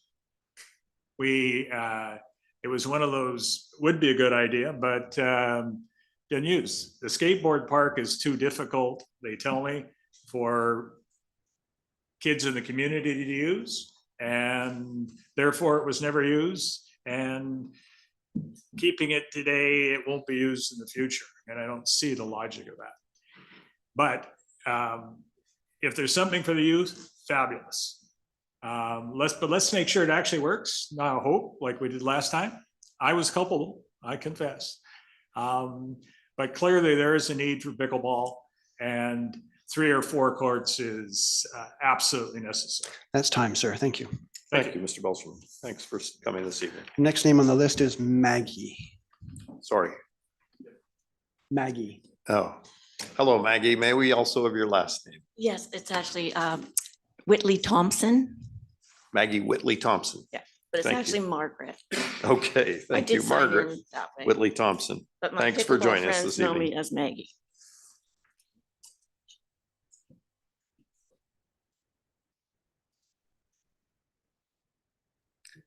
Your time's running, thanks. Okay. Mayor Sager and members of council, thank you for your time this evening. Appreciate it. I am here representing Diane Montgomery, who is a friend I met at Hillside High School many years ago. And she and I are both residents of West Vancouver and are recent additions to the ever-expanding West Van Pickleball Players Group. Diane writes, and I quote, "I'm a resident of Gleneagles and love playing pickleball. I support a minimum of 3 courts next to the Gleneagles skate park. Pickleball is a game for all ages, and the young can play with their parents and their grandparents, etc. Pickleball is currently being taught in the West Van schools, which is expected to increase its popularity. Despite walking by Gleneagles Dirt Park daily with my dog, I never see it being used. The new pickleball courts, 3 is the absolute minimum, would provide a great opportunity for Gleneagles residents, along with the residents of Lions Bay, to avoid driving into Central West Van to play, as well as alleviate traffic congestion. Unfortunately, a family matter has come up and I am not able to attend, being Diane. I strongly advocate for 3 courts promised to us by the Pickleball Roundtable. Thank you. Thanks very much, Ms. Whitley Thompson. Thank you. The next name on the list is Dana Taylor, followed by Richard Thorpe, followed by Brian Crow. Dana Taylor. Thank you. Mr. Taylor, how are you this evening? Good evening. Thank you. Very well. Mr. Mayor and council members, I'm Dana Taylor and I live and have lived in the Gleneagles, Eagle Harbor area for 38 years. I'm a relative newcomer to pickleball, though I've played and supported all the racket sports throughout my life. I wish to underscore the following. All of the current 8 pickleball courts are located in the eastern third or quarter of the municipality and are shared with players from adjacent municipalities. Both locations, coincidentally, are a 29-kilometer round trip and a 30 to 40-minute drive from my neighborhood and home, whereas Gleneagles is an 8 to 10-minute walk. The current recommendation fails to satisfy the needs previously identified and supported by the roundtable for players in the Western communities. So I ask, if not at Gleneagles, where would future courts be built? The report includes input from users of the dirt track and skate bowl who are identified as non-community residents, the 565 people who are not members. But how does the conclusion differentiate or weigh existing community demands for facilities against being a regional facility provider? The report articulates, and I quote, "The project provides significant benefits to youth in the community, and that the mix of amenities also creates a unique opportunity for multi-generational use across age groups. But the existing dirt track and bowl has provided significant benefits to youth for years, absent the newly prescribed multi-generational use, i.e. no pickleball courts. The data collected and used to validate the current proposal seems somewhat skewed, not reflecting ongoing considerations and therefore time biased. I have a question. Did skateboard users and other respondents, when first faced with the possible loss of the bowl, show deference to other constituents when they answered no to pickleball courts? In my survey response, I supported all 3 facilities to preserve the bowl, a valued recreational asset, and the concept of a pump track and the courts. The political objectives of the report in trying to satisfy everyone are understandable, but why must it all be accomplished in this single and limited space? Pickleball courts have specific rectangular flat area requirements, and this site has been confirmed as ideal for several good reasons, including distance from housing. In my opinion, creatively designed a pump track could go elsewhere, almost anywhere. Just down Marine Drive, there is a development application signed for a unique housing development on an unlikely building site on the narrow bench below the Seaview Walkway and above Marine Drive. Surely it is reasonable to ask it for similar creativity in recreational facility design, finding optional locations. Pickleball courts at Gleneagles are worthy multi-generational additions to the west side. Please return to consider proposals that provide 3 to 4 pickleball courts at the Gleneagles site and reject this recommendation. Thank you. Thank you. Mr. Taylor, I would just like to highlight the addition of item E on the motion tonight. I had the opportunity of looking at alternate sites on Friday with some of your fellow pickleball enthusiasts, and we do believe there is another site, and that's why on item E, we've included the examination of potential across the street, just for information. I am aware of that. Thank you very much. Thank you. The next speaker is? The next speaker is Brian Crow. Apologies. Richard Thorpe. Sorry, followed by Brian. Is it Mr. Crow? Richard Thorpe. Richard Thorpe is my name. Richard Thorpe. Thorpe. Thank you, Yes. Mr. Thorpe. Thanks for joining us. I'm glad to be here. Mr. Mayor, members of council and planning committee, first of all, I must compliment you for all the work that you've done, considering the needs of these aged pickleball players and many younger ones as well. The only time I've ever seen Sandy quiet in the last 25 years is when he started to address this issue today. So I hope I can continue to play pickleball as long as he has. I'd just like to confirm that for an aging individual, and I'm 80, going into my 87th year now, Love to play pickleball. I have to be on the phone at or my computer at 8 o'clock on a Wednesday morning. And all times are gone 5 seconds later. We really appreciate the Normanby courts. They're very actively used. Often 20 to 25 people show up there in the mornings. My concern, without repeating all the other issues, is that we may be, with the pickleball, you may be trying to solve too many problems at once and providing a half a solution for each. Putting 2 pickleball courts in there will defeat a lot of the social requirements that we'd like to have, mainly rotating one group to the next. I've met 25 or 30 people playing pickleball in the last several years that I would have no chance of meeting, and they've all become good friends. So I really want to say that it's necessary to have more than just 1 or 2 courts. The 4-court procedure at Normanby is excellent, and it works very, very well, but we have nothing on the west side.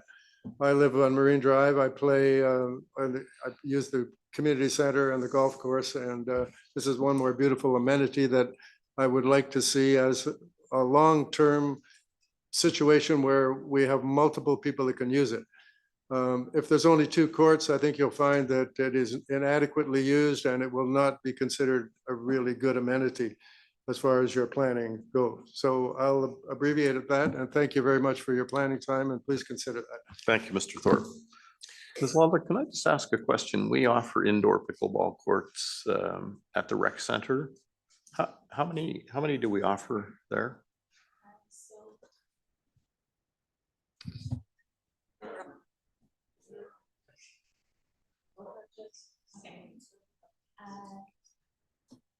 There we go. Thank you.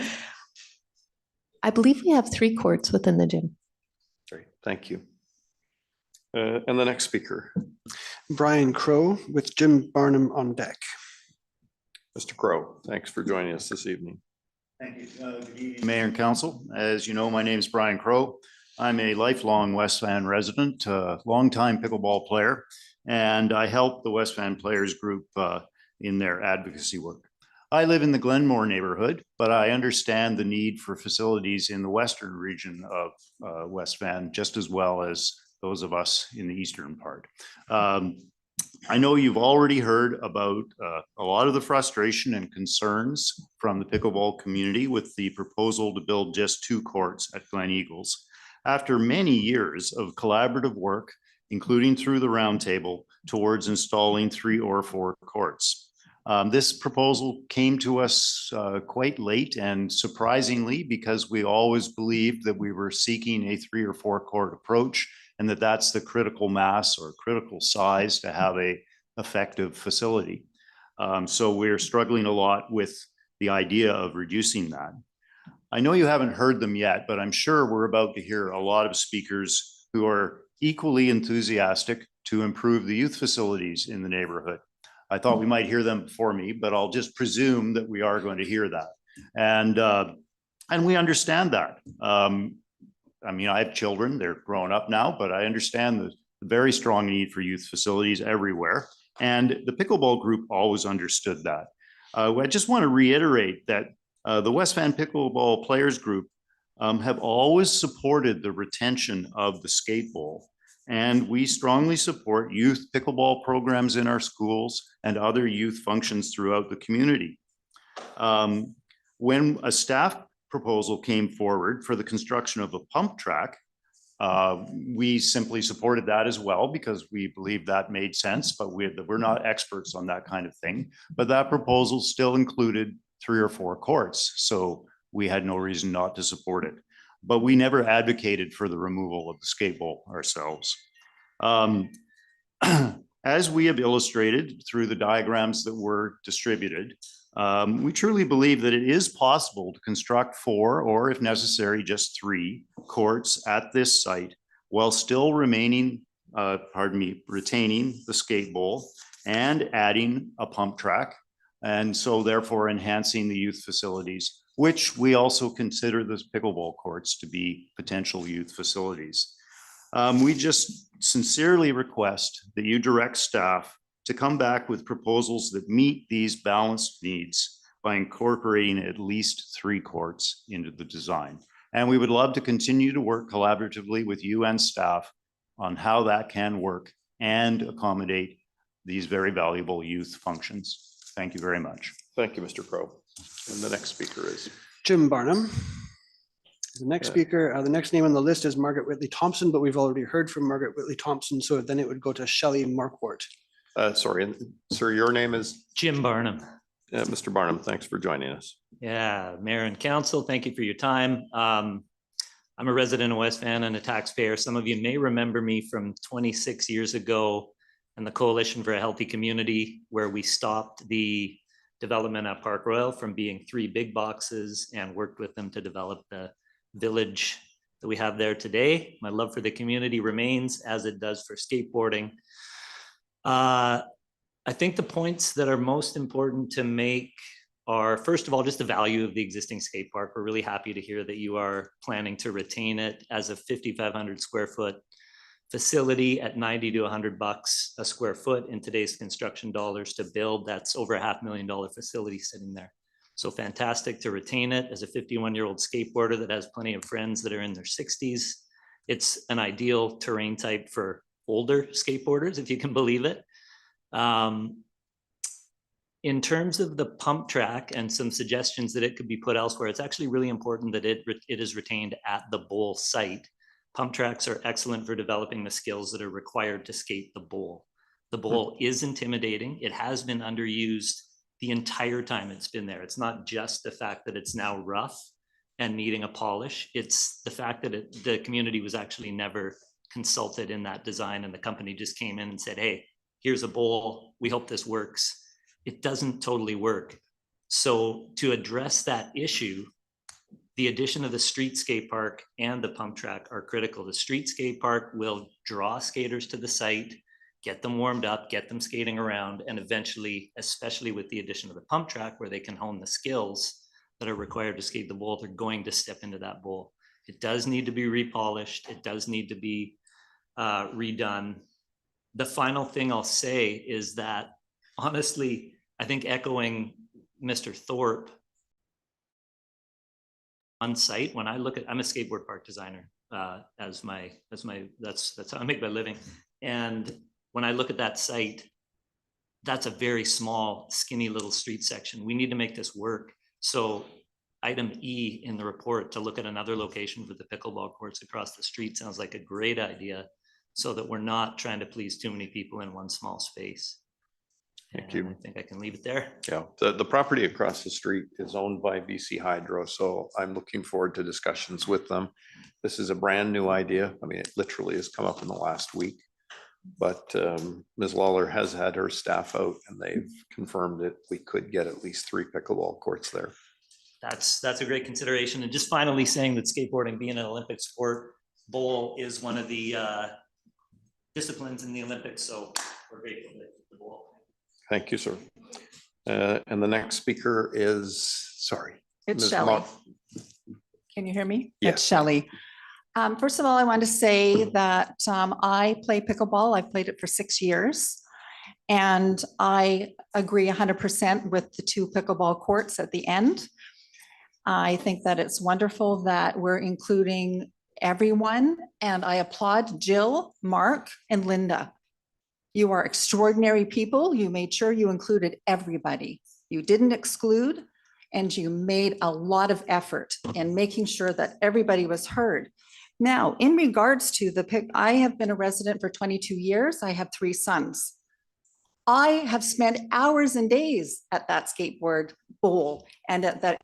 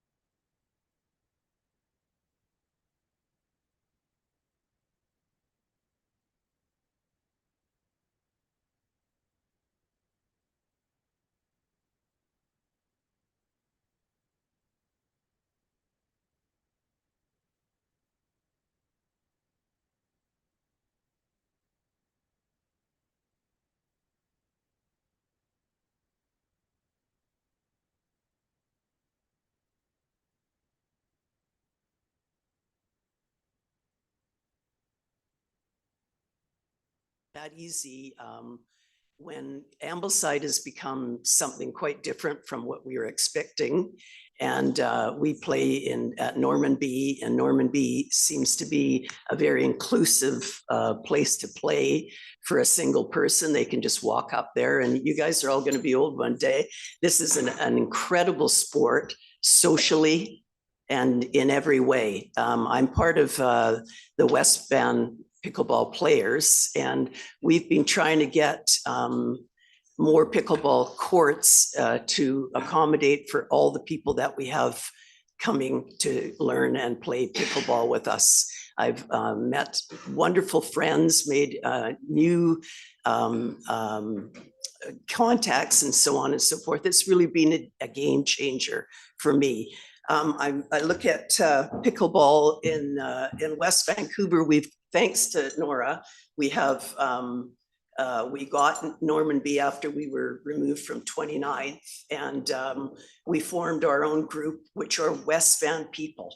And we have another association, which is the North Shore Pickleball. They're a regional plus an international or a national organizations. That's very big. We're small, but we all are West Van. And this is what we're hoping that we can continue to grow in this community. We have over 30 tennis courts in West Vancouver and only two pickleball courts. And that's just not only two sites, the Ambleside and Normanby. And then we have the indoor play. We've all heard about the indoor play, how difficult it is to sign in 5 seconds after you get online. It's gone, it's all gone. So we're not getting as much opportunity. But for aging people and new people that are coming into the sport, it is just the most incredible thing to have. That's But time. We're not giving up the youth.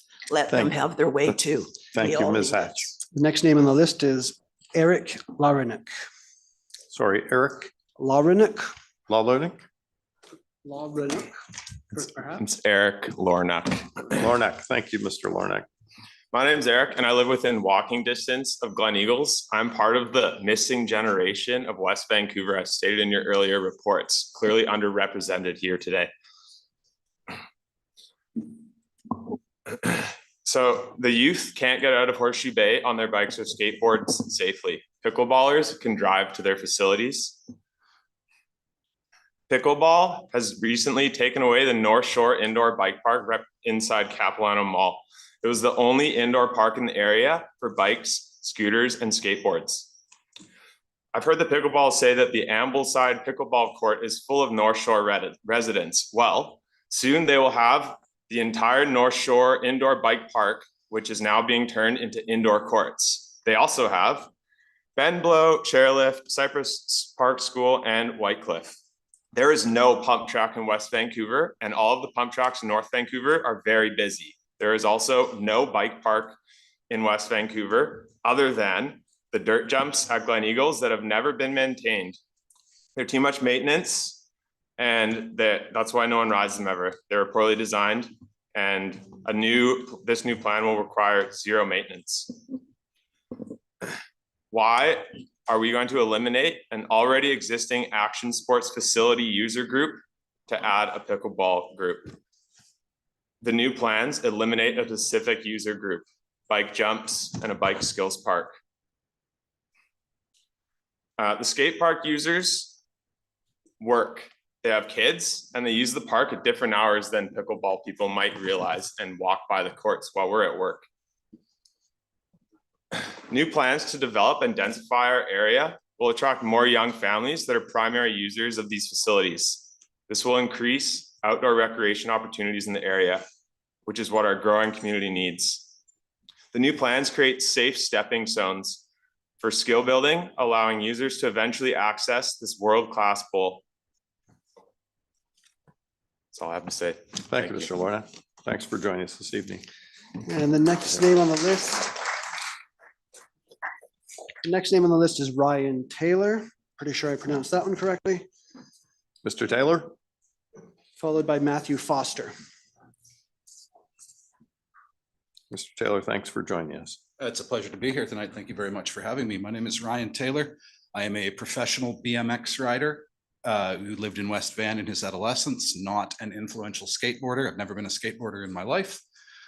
I didn't prepare a statement. You have to forgive me. I'm just going off the cuff here. And yeah, I started a petition on change.org that got 6,000 signatures. Part of that saw very much feedback in comments through people who lived in the area who did not want to see the bowl removed. I did several days of community outreach where I went into the bay proper and hung large green signs, large blue signs, perhaps you saw them around the bay. Every business that I approached let me hang their sign, my sign in their building rather. And I am not using any kind of hyperbole when I say that no one had any idea about the proposal to remove the bowl to put pickleball courts in.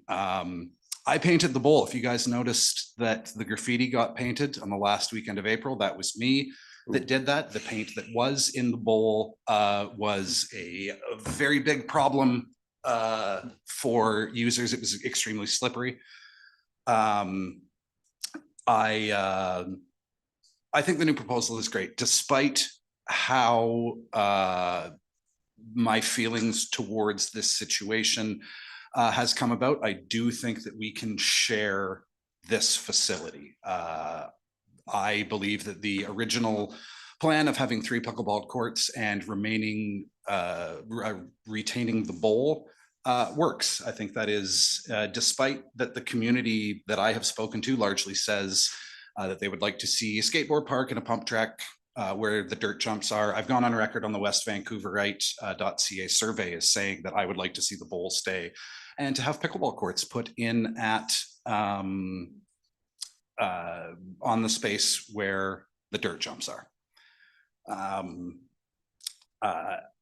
I believe that the previous statement said that women do not skateboard is deeply sexist and should not have been said during this meeting. Yeah,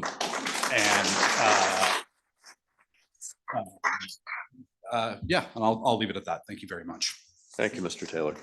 Matthew Foster is the next name on the list, followed by Chris Young. And after that, I've got only 2 names. Thank you, Mr. Foster. Thanks for joining us. Thank you, Mayor and Council. I haven't prepared anything. I'd just like to apologize first off. There was a number of moments tonight where I've laughed and scoffed.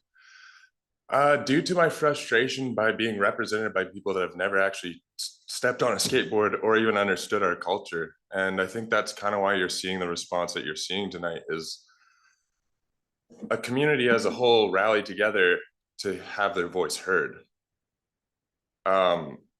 We are outcasts of society. It's only been recently that we've been attempted to be understood. We've always been dealing with outlash from the majority of society. We're told, hey, get off the streets, go to the park. Okay, so then you're gonna rip out our park? Like, you know, it doesn't make sense. That's why there's a lot of frustration and backlash, you know? I just like to say that so from my personal experiences, skateboarding was something that when I didn't find joy in other sports or camaraderie from other sports, I found solace in skateboarding. The thing literally saved my life. And I know that I'm not alone in that experience. And I think it is very valuable that we take that into consideration, all the points made by the skateboarders about skateboarding, because it is us that have actually experienced these scenarios. We've actually lived through it. It's not just a bias that's been observed or heard through the grapevine. We actually know this. This is our life. So I thank you for taking our voice into consideration to actually hear us out. While I might not live in West Van, I live in the greater Vancouver area. And I think it's worth mentioning that earlier tonight, it was mentioned that West Vancouver is actually a unique situation where we have people coming in from other districts to experience West Vancouver. I think that would bring in economic value. You know, you'd see more tourism. You're going to see skateboarders. I think you get the point I'm making. But anyway, I think that's all I want to say. But I just want to thank you for hearing me, for listening. Thank you, Mr. Foster. Yeah, we appreciate you coming here. Skateboard community as a whole, thanks you. Thank you. Chris Young, followed by Connor Oliver. Mr. Young?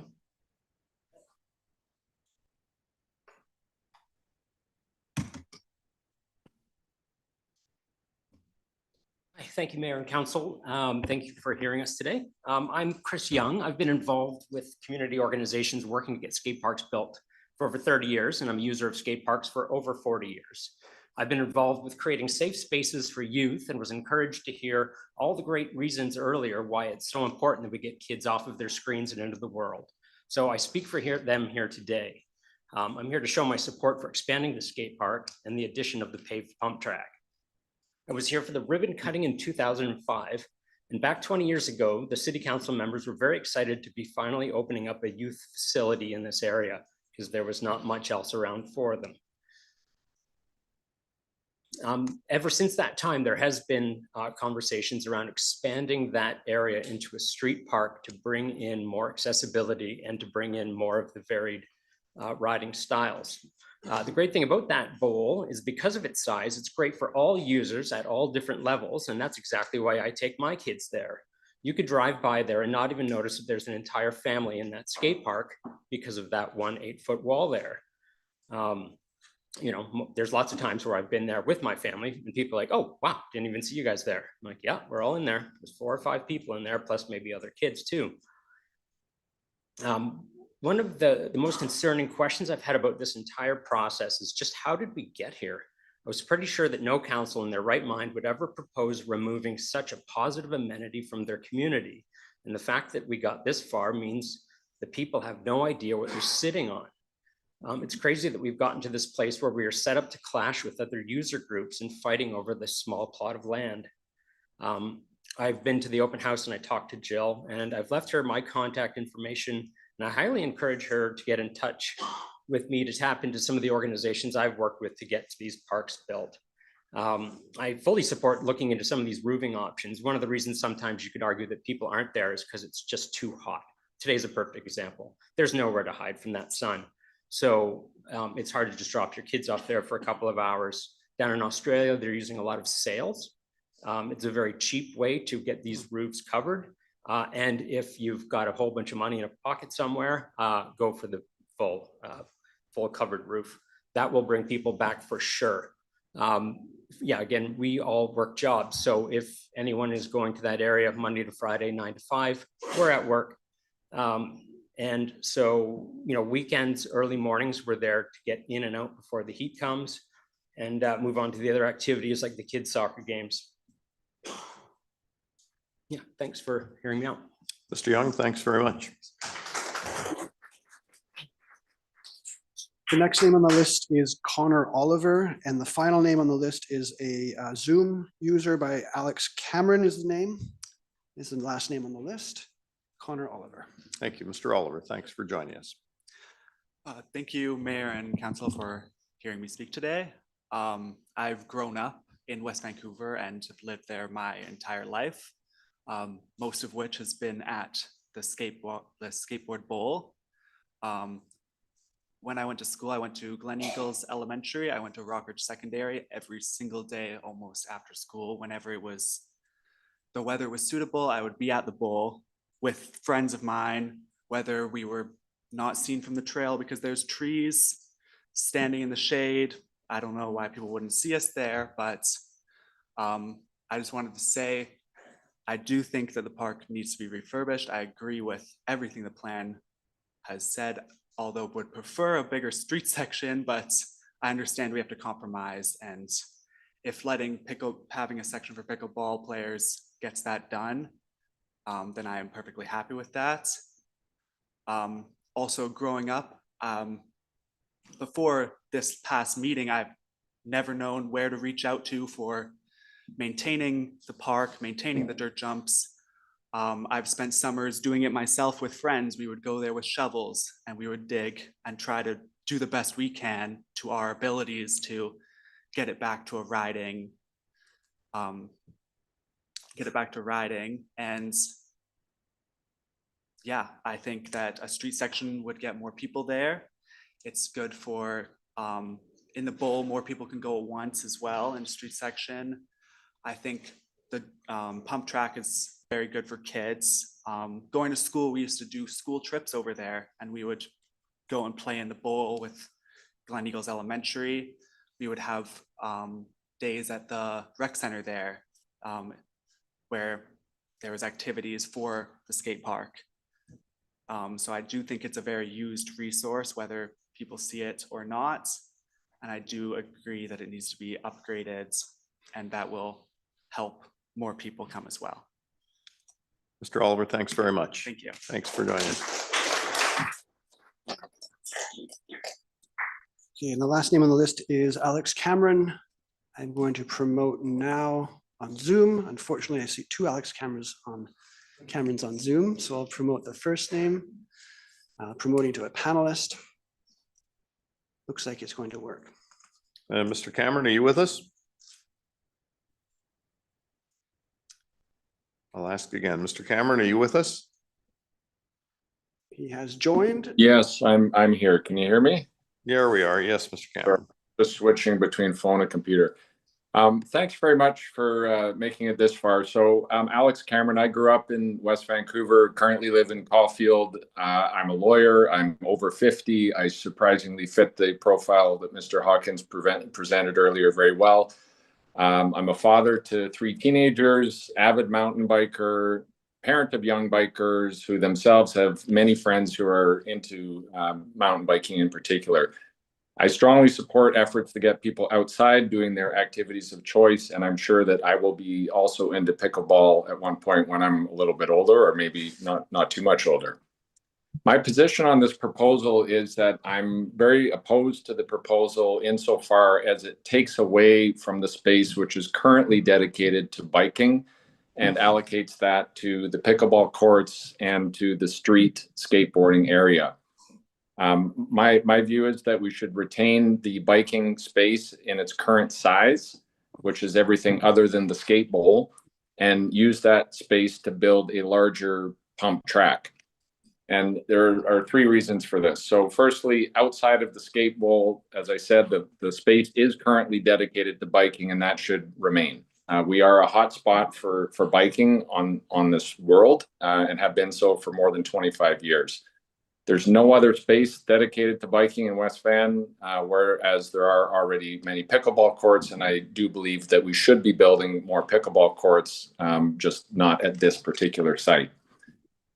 The pump tracks, as noted as well, we don't have anything like that in West Van. We have to go to North Van, Squamish, Whistler, Pemberton, further afield to get our kids into a pump track or similar facility.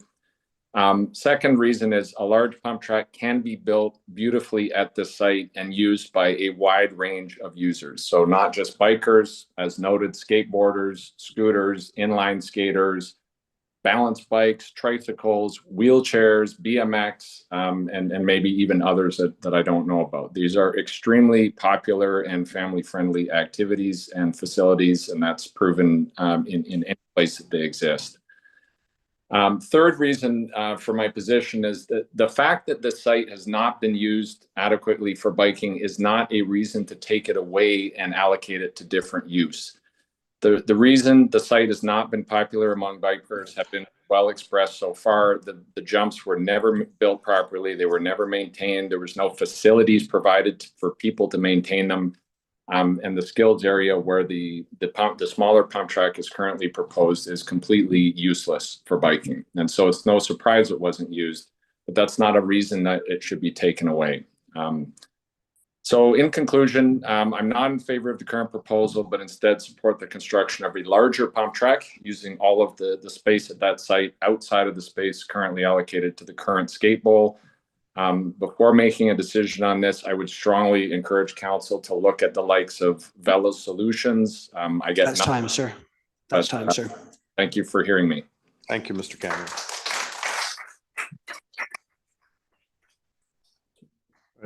Does that conclude? We have no more names on the list. Thanks very much. I'll turn it over to members of council. I would like everyone to appreciate that the motion the council's considering tonight is the allocation of financial resources to design.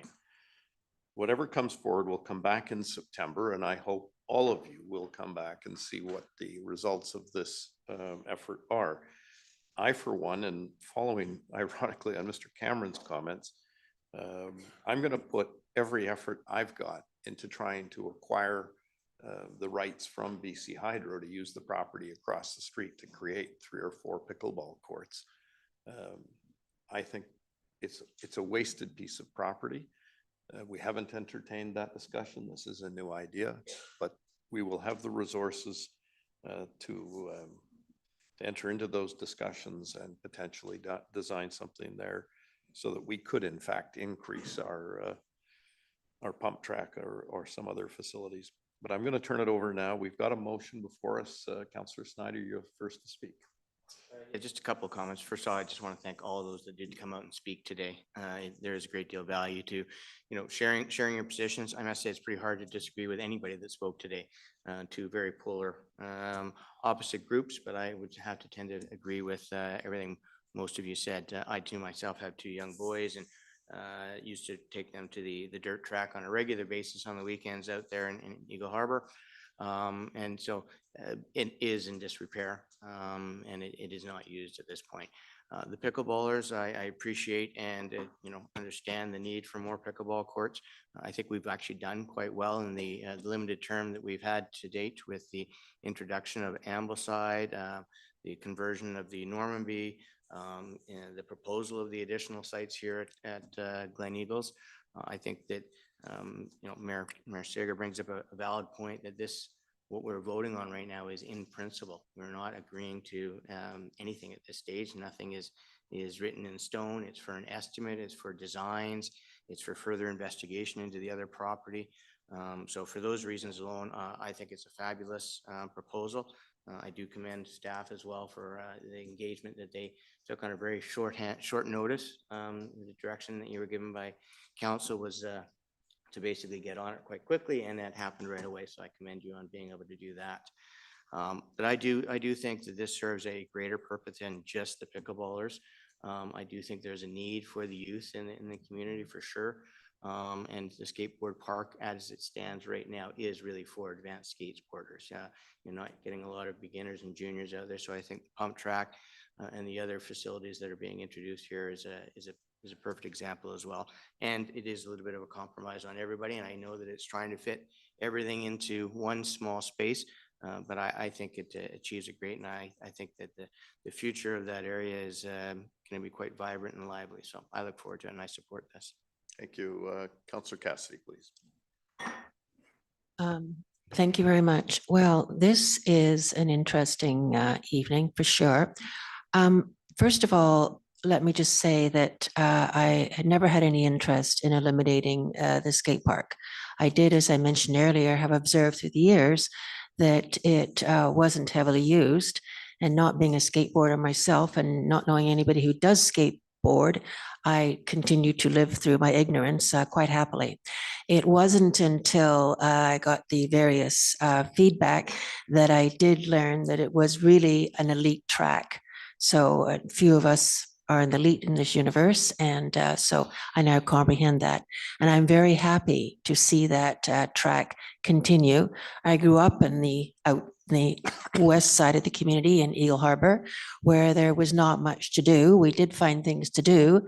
I'm sure most of them on the other side of the law, but we did keep ourselves occupied. No, Councillor Cassidy. Gainfully so. Well, it was interesting. We had a chat today about railroad tracks, and none of us ever used the road, Marine Drive, to get from A to B. We walked across the railway tracks to get where we needed to go, and we're all still alive. So yay us.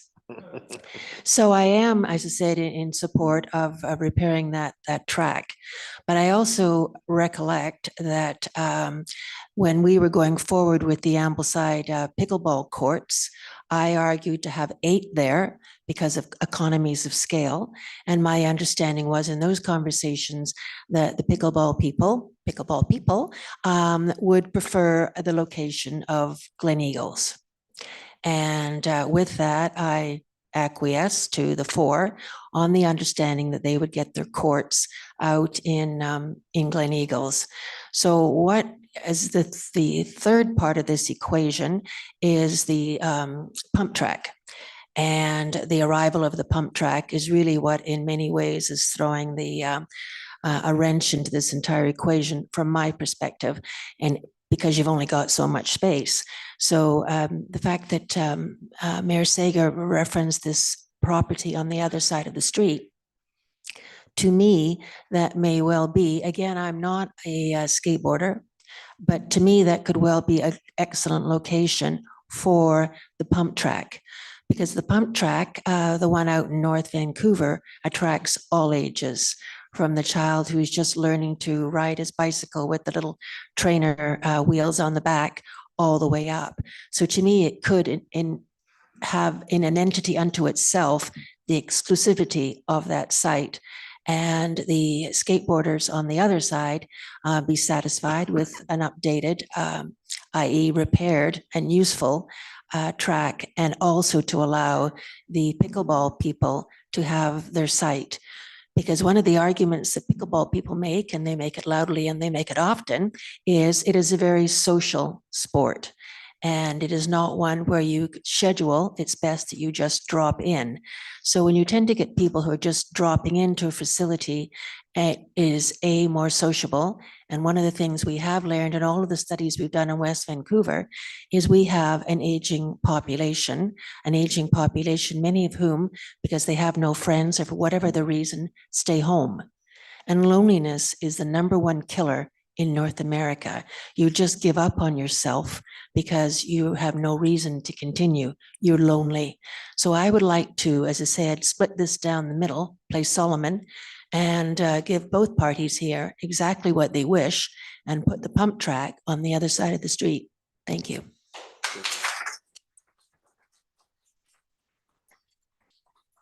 Thank you. Councillor Watt. Yeah, so first, it was really interesting hearing from both sides. I was actually pleasantly surprised at all of the feedback. And there's a couple of misconceptions that I wanted to clear up. And first and foremost, staff, the pickleball players and council never proposed removing the bowl. That was never something, I don't know how that got lost in translation out there, but it didn't. And there was also a suggestion that pickleball players had taken over the Capilano bike facility.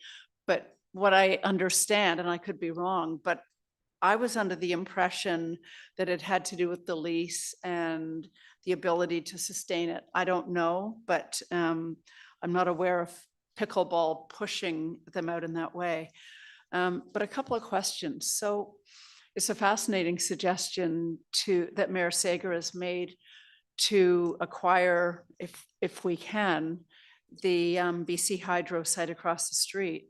So I'm curious as to, are we prudent to vote on this and push this forward tonight when the potential, the design and the work that we're going to put into this could be impacted by the potential for another site? Because we heard from the pickleball players that if we were to give them 2 courts, it being a social sport, the way they rotate through. So if we had pickleball courts across the street and 2 with the pump track and bowl, how would that work?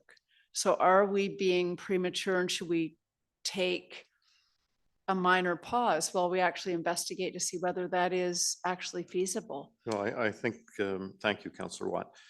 I intend to make it a serious priority to get in touch with BC Hydro, and just to share a little bit of my personal thoughts on this. It's not a council position, but BC Hydro also has a very large right-of-way up on Cypress Mountain that I've been talking to the mountain bikers about putting in a machine-made mountain bike course, which I think is really ideal because they don't want trees underneath or around their hydro lines. So the property is unused, and a really great opportunity to increase our mountain biking skills. And so I would like to talk to Hydro about, and North Construction have volunteered to actually bring the equipment. They're doing a lot of work up there because the owner of North Construction is a mountain biker himself. And he said, oh, that's a great idea. We'll help build it. And so that in combination with this property that we identified just on Friday of last week, but I wouldn't want to hold up the process. You know, I think it's these things, it takes time to get on the council agenda. So I would So- like to see us proceed. And I can just tell you, I'm going to proceed as quickly as I can representing council if this motion passes, because you're authorizing that in item E to see whether Hydro would lease us that property for $1 a year or something. So, I don't see any reason to stop this process. so we would continue to design whatever Well, council if we votes find on out and in the approves next week or tonight. two, if we find out in the next week or two that Hydro would entertain that, we're not going to be very far down the course. So then a question for staff, if we were to approve this tonight, this 125,000 to put toward the design and detail, how quickly would you be embarking on that? Would that be now or would that be weeks from now? I'm just trying to understand whether we aren't prudent to even take a pause by 2 or 3 weeks to just have some dialogue to see what's possible. Ms. Through the Lawler? mayor to Councillor Watt, we can start the preliminary discussions without committing to any sort of design. There's a bit of a process that needs to be prepared to go through a tendering process to award the contract for designing. I also strongly encourage us to speak to the gentleman. I think it was Mr. Oliver or Mr. Young. Sorry, I don't know. About the sales as sunshade. I really think that's a great idea, because that bowl does get really hot on days like today, and the pickleball courts will too. So I think there's quite a bit of work, but tonight's motion is essentially to say we're going to be expending money, and that's step one. Councillor Sorry, Watt. just so a final clarification. So we vote tonight to spend the money to start the design process. Can that therefore alter 2 courts, 3 courts, this side of the road, that side of the road? Well, if the sun's shining the right way and the gods No, I smile on know, us, it's- we'll be back as soon as possible to say, oh, we'll report back to council and the community if we have some success. Councillor Watt? Sorry, are you, I'm just trying to process. okay. this. Do you mind if I go, your mic's still on, so Oh, may I? shut my mic off, move. Sorry, Councillor Gambio. Okay, well, just a few comments. So, thanks everybody for your feedback. I disagree with one of the speakers who said we should disregard the survey and the consultation. I think that our staff have created a consultation that gives us a good indication of where the community's at, and it's not a, peer-reviewed scientific paper, but I don't believe that staff have done any faulty consultation or data analysis. So I just want to make that very clear. And I think that staff have, done what we've asked and done a hearty and thorough consultation. And the beauty of this is that whenever we do consultation, we learn a lot of things. So I think, I've learned a lot, and my comments in terms of this proposed design are just for staff to take into consideration. So first of all, I'm going to disagree with the idea. Well, I'm going to say that I don't love the idea of creating a space across the street. And I think that's a really, it enables us to make everybody potentially really happy, but I'm really concerned about and our finance department and all of us should be really concerned about the assets that we are taking on. And we don't need more assets to maintain as a district. So I really would want to consolidate this together. And part of that is because I agree the social and intergenerational aspects of this, I think, are interesting in one location.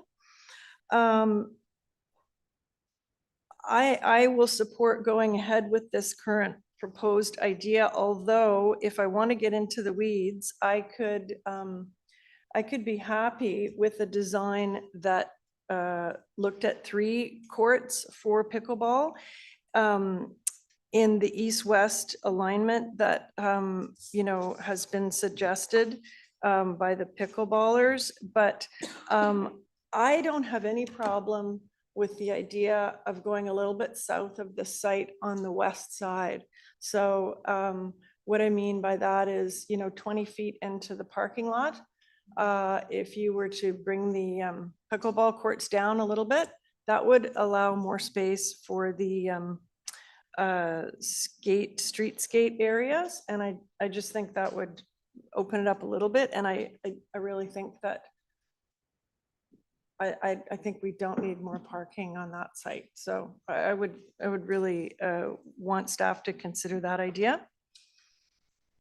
And the last thing is that I would just say the pump track, from what I've heard tonight, that the pump track and the street skate areas really need to be appropriately designed for the skill level that people need and want, and need to be landscaped well to create some shade and you know, some interest. So landscaping and design, I think, are going to be super important if we're going to bother to do this project or take this project to the next step.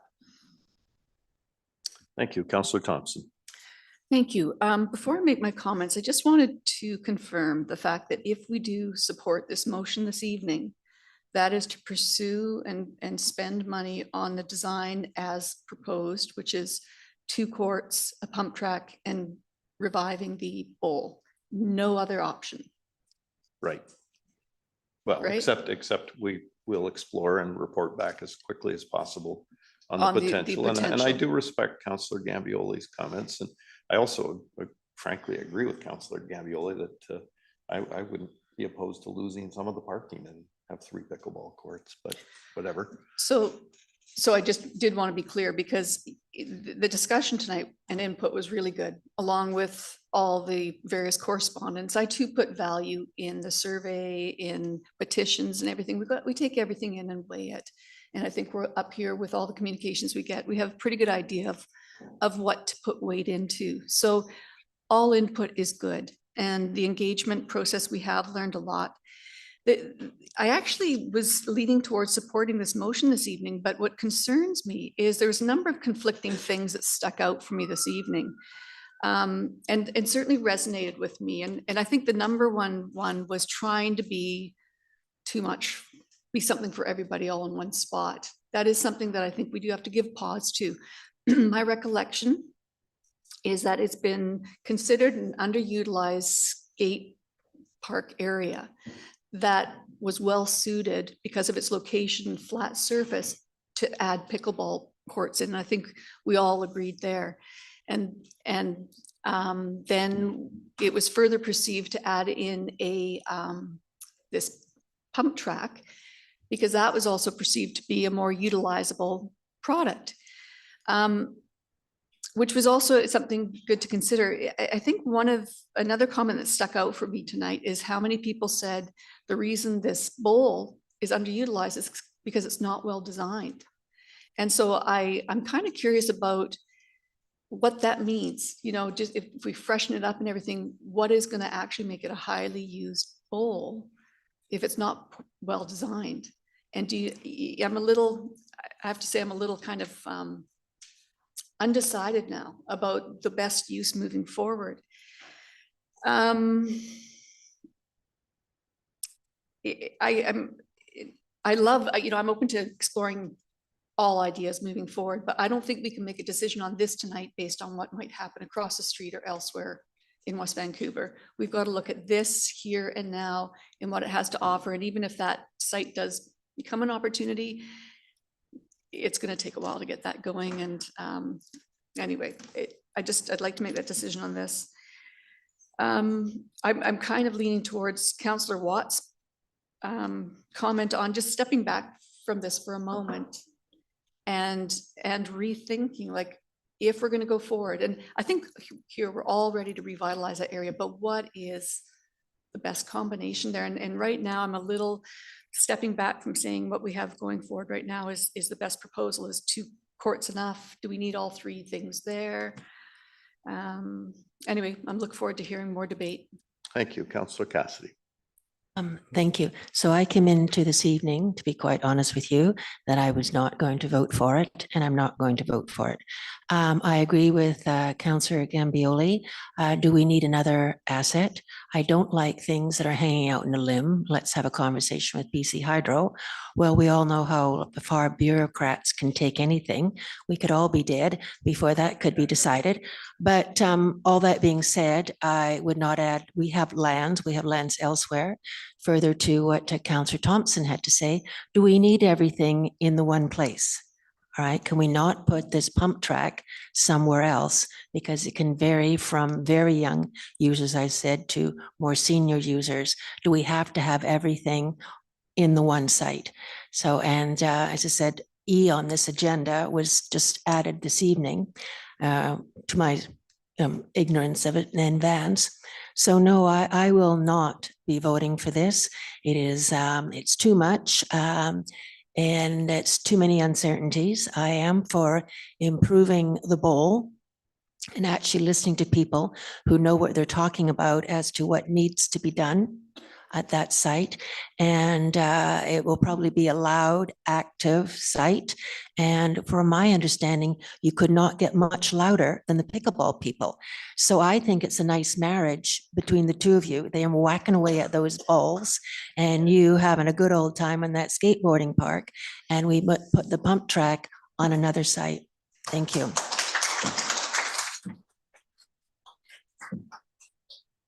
Councillor Watt.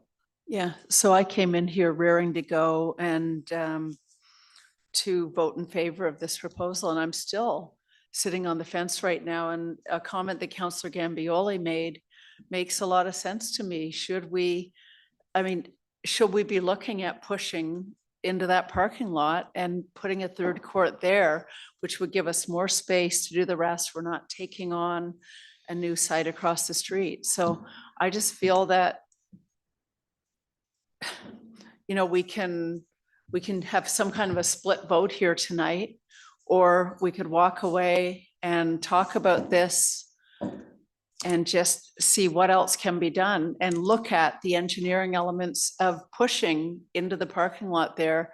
How much of an impact would it take? How many spaces would we really use? So through the mayor to Councillor Watt, yeah, it's not really the loss of parking stalls that is the significant concern. It is the access to the golf course that happens right at that corner junction where the skateboard or the adventure park starts. There's an entrance into the golf course, and the turning radius that's required for the vehicles needs to make that angle. So if we extend into the southern part of that lot, we would lose that and we would need to make that somewhere else. And there would be a relatively significant cost potentially associated with the rerouting of all of the vehicles required to service the golf course. That's the big concern with that southern. We did look at it quite heavily. Thank you for clarifying that. I'm still of the mind that, again, with the BC Hydro site on the table right now, I just feel that to rush it through right now when, I think everybody in this room wants to accommodate both parties, everybody sitting up here at this table and everybody sitting in the gallery. So I'm struggling because my name is down here to move this forward, and I'm struggling at this moment because I'm respecting the desire for the 3 courts. If it comes down to the only possibility is what we have here on the table, I'm excellent with that. But with E added on to investigate the potential use across the street, I don't quite, and I know you're looking at me not very No, happy, Councillor Watt, Mr. you Mayor, you but I could- just. You can easily remove item E and just vote on the plan as it is right now. That's just a suggestion. But by removing item E, that potentially changes how we would. No, it just means we'll go with the plan that's presented by staff.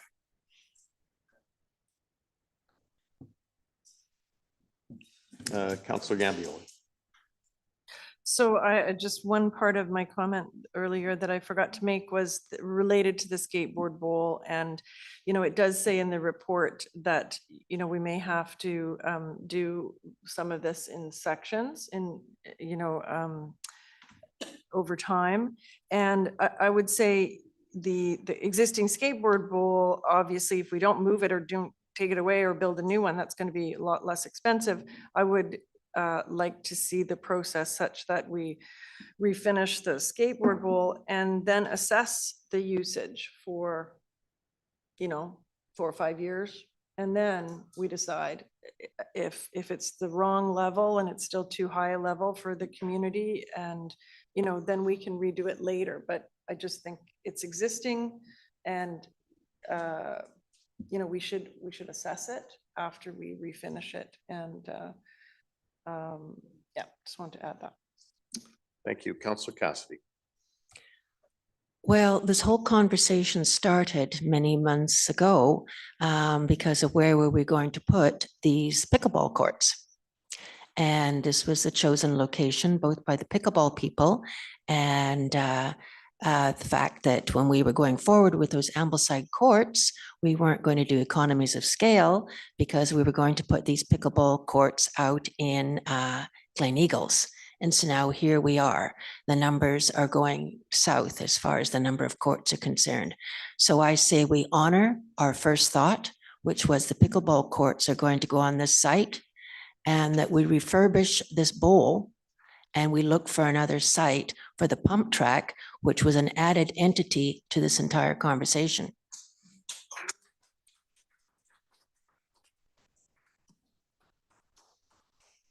Councillor Thompson. Thank you. And I'm landing with some clarity, and I'd have to say I'm quite aligned with Councillor Cassidy that we stick with the best use of putting in the 4 courts as considered from the beginning, and sticking with the bowl, perhaps improving the usability of the bowl, and then assessing where we can add a pump track. And I don't want to walk away tonight just tabling this. I don't quite know how we could. It's quite a change to the motion, and based on all the feedback back, but if the majority of council is in line with that ideology, can we get some direction from staff?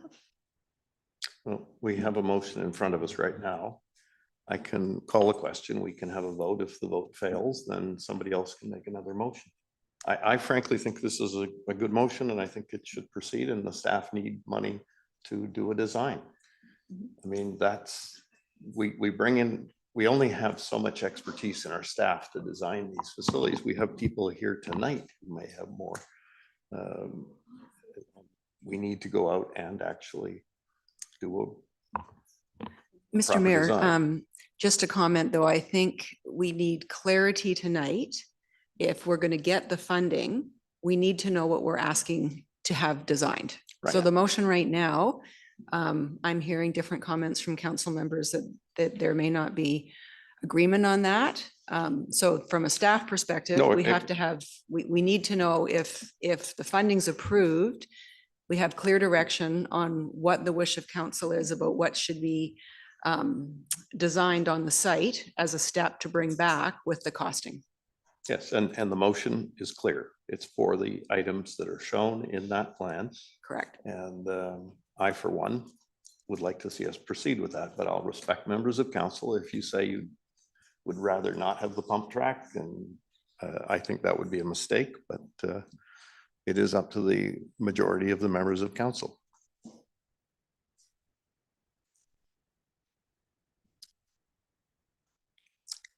Councillor Gambioli, we can call the questions called. All right, all those in favor? With the, yeah.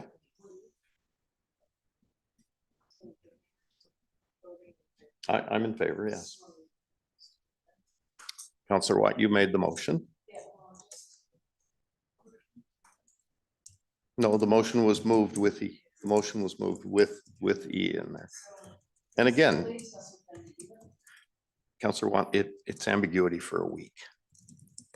It's not, this is not a big issue to determine whether or not Hydro would release that property on a lease. There's lots of places where they do that. It's not difficult. Sorry, Councillor Lambert. So, and I'm just trying to help here now. I have to agree with Ms. Kettler's request that there has to be a clarification on the scope of the project. And it's fine to go with this motion and to make an inquiry about BC Hydro and whether that site is available.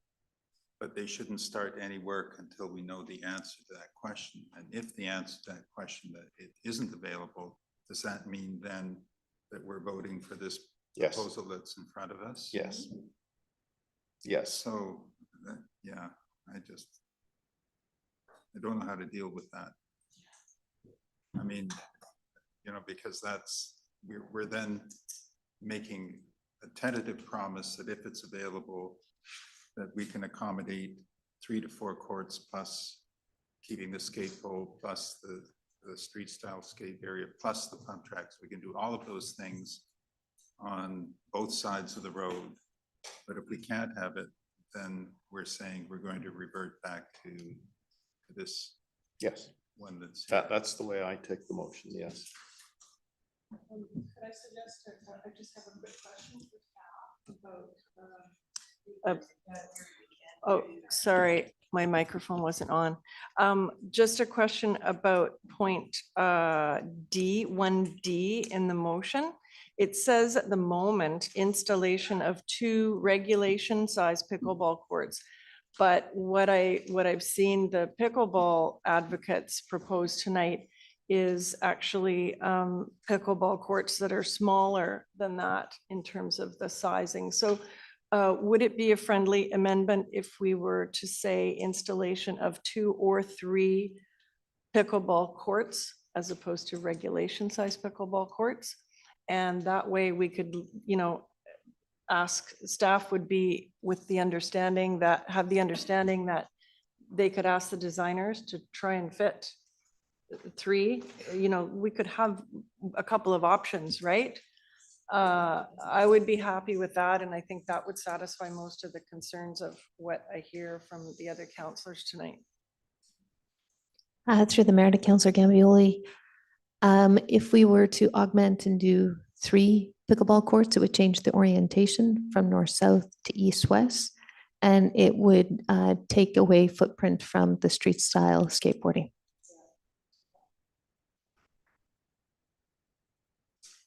But just to add, I mean, that is the direction that staff are looking for. You know, I mean, if there's a different configuration or an idea to do something a little bit different, that's the will of council, then that's the direction you can provide. And we would have to just. I would personally like to see staff come back with designs for just 2 slightly different options, one with the 2 pickleball courts as you proposed and one with 3 pickleball courts somehow. Not regulation size, but just 3. So I don't think that's too much to ask a designer to just, you know, jiggle with a couple of lines.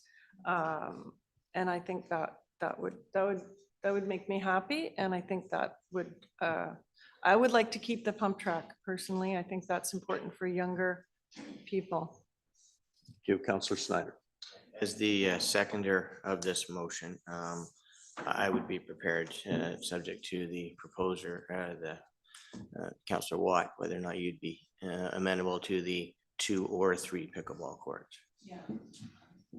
I was actually just going to hit my mic and say that I do like Councillor Gambioli's suggestion. to come back to us with the alternative, because otherwise it seems to me that we are after such a fulsome discussion with members of the audience and everybody up here, it's not that clear. And I don't think anybody or most of us up here are 100% comfortable. So I do like that friendly amendment, and I would be comfortable in moving that. Okay, and I would second that. So that's. Sorry, to confirm. Just for clarification then, it would be.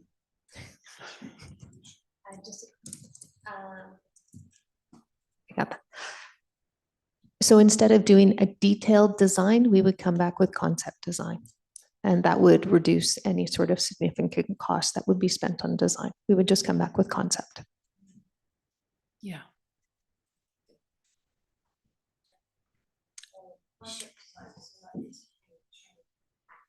Yeah. Ms. Dallas, do you want to jump Sorry. in here? We've got the Thank you. mover and No. seconder, and as I Sorry, take it, the mover wishes to make an amendment.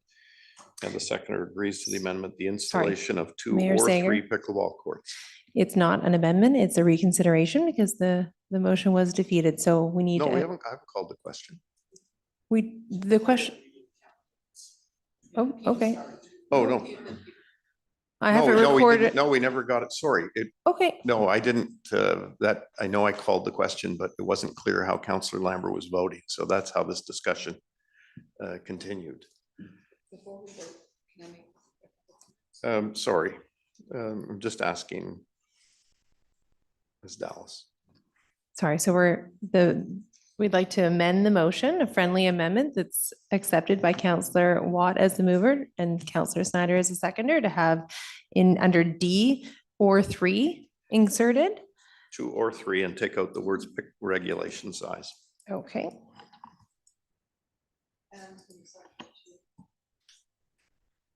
Yeah. Concept design. Yeah. Concept design. Okay.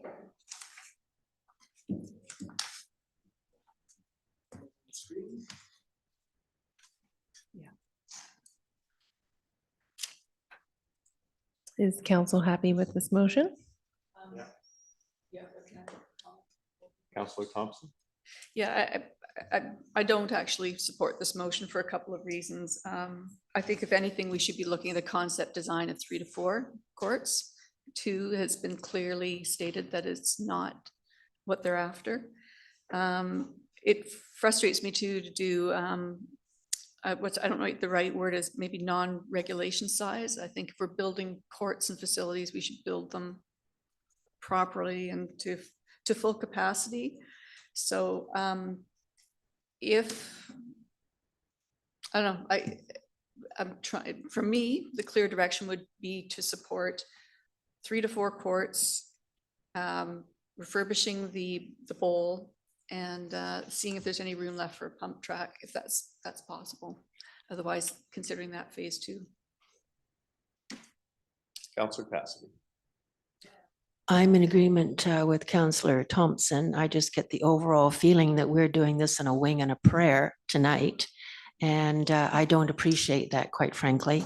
And I don't think the public appreciates it either. I think when we come in to make a decision, we have to have a lot more clarity so that we actually sound like we know what we're talking about. So, and I'm not getting that tonight at all. And so I'm not going to support this. I do not appreciate number E being added in at the 11th and 3/4 hour. I don't appreciate, this idea of, regulation size or not. I just think that the public needs a tremendous amount more understanding of just exactly what we're voting for. I mean, we're doing this in a wing and a prayer.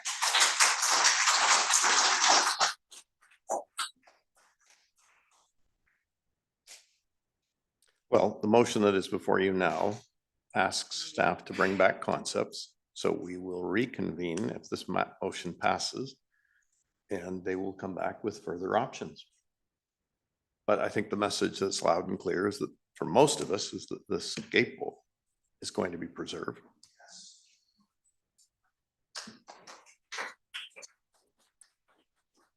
Come on, pickleball people, you can support that too. I even heard you, Mr. Filak. You said you're going to support the pickleball or the skate park.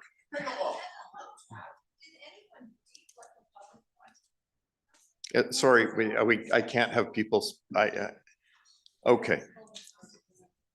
We've got a motion before us. Member of council would prefer to move it at this point. I've had. No, you can't do It's that. too late. Okay, fine. I've moved it. Councillor Lambert. Is it possible to, as Councillor Thompson suggested, change it from 2 or 3? No. Could we change it from the 2 or 3 to the 3 or 4, as Councillor Thompson is? Would that be considered a friendly amendment?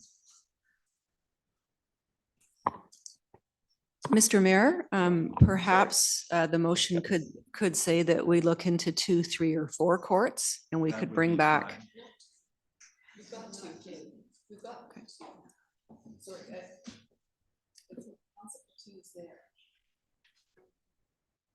Well, the concept of two is there, but the design is not.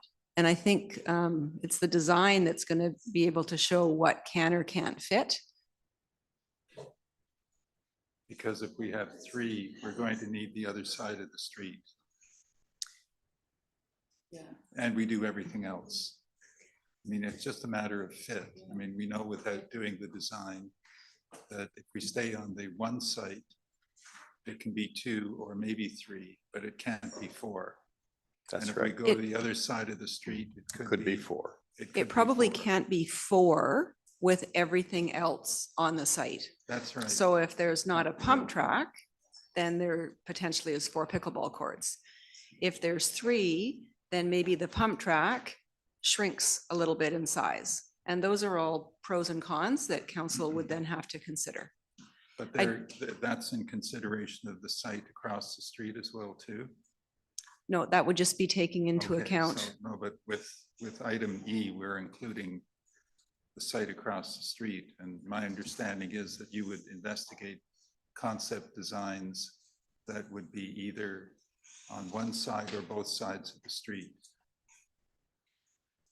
I mean, I think staff would do, if we hear from Hydro quickly enough, then that may work. And I can't comment on that. The mayor's indicated he would reach out. It's hard to know how quickly we'd have that response. If we're going to wait to hear back from Hydro, then we would, if a motion passes tonight, then we would do some preliminary work, get an RFP out for a potential designer, and be waiting until we know if we're talking about one site or a site across the street as well. That's what I was thinking. That's what I was thinking is implied in this motion.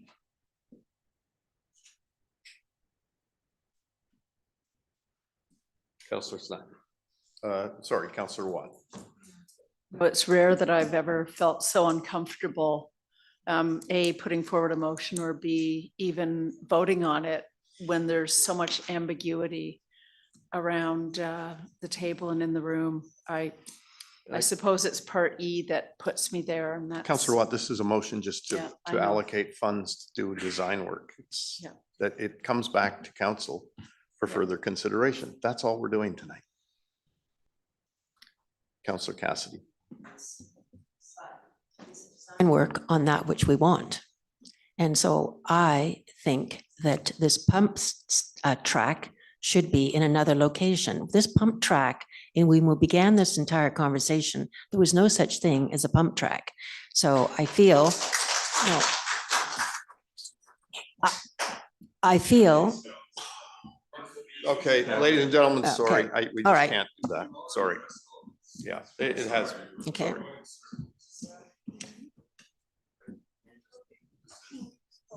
Yeah, I'm going to call the question. All those in favor?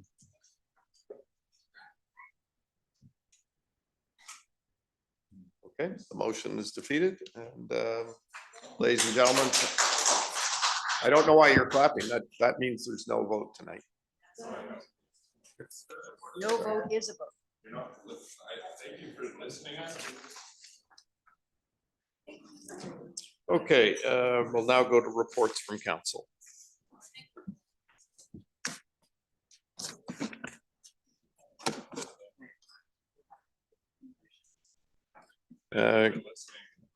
Thanks for coming, sir. That's okay, sir. Thank you. Thank you.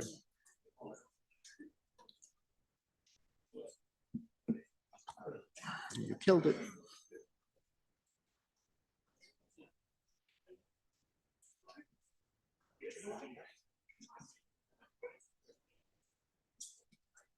Stay here. Okay, could I have Councillor Watt, I believe you want to make a report?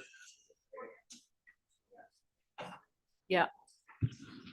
So, yeah, I'll just wait until the noise dissipates.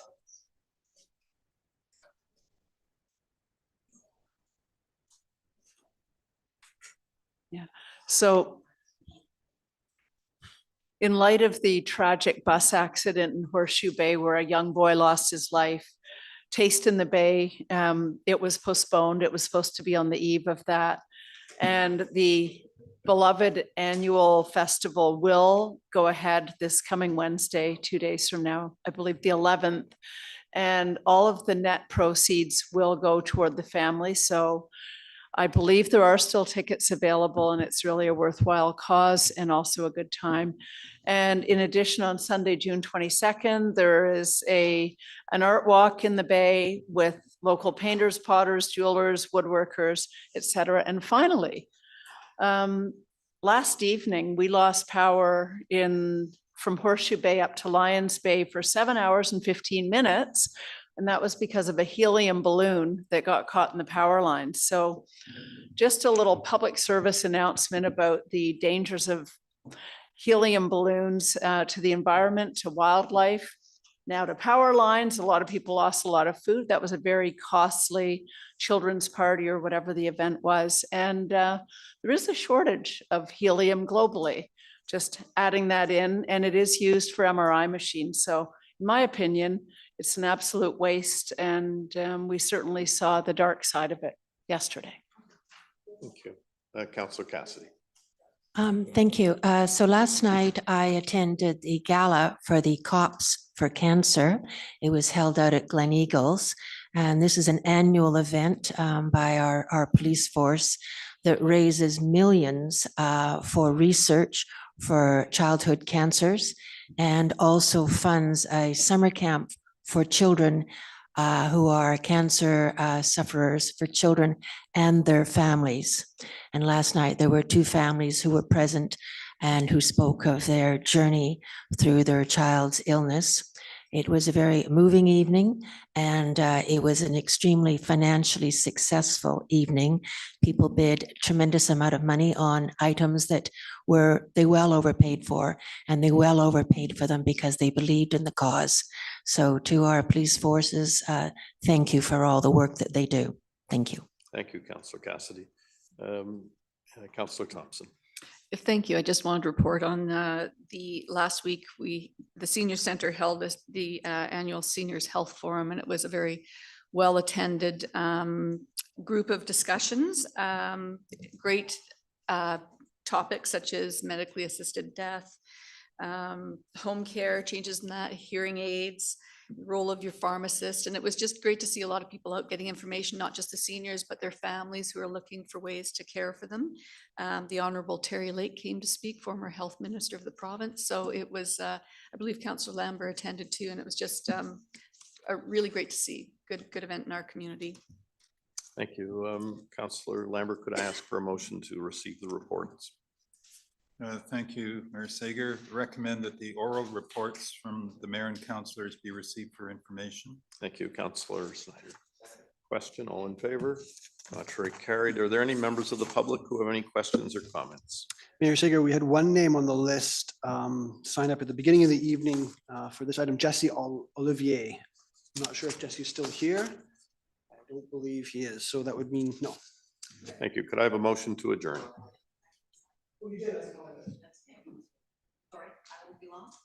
Thank you. Ms. O'Brien. Hi, Maureen O'Brien, Ambleside Dundee Business Improvement Association. I wanted to address a letter that was sent to correspondence last week. It was, the name was redacted, so I couldn't address the person directly, but I wanted to speak to some of the questions they had about the ADBIA. One of them was about membership and voting. So membership in the ADBIA is open to both commercial and property owners, commercial owners and businesses.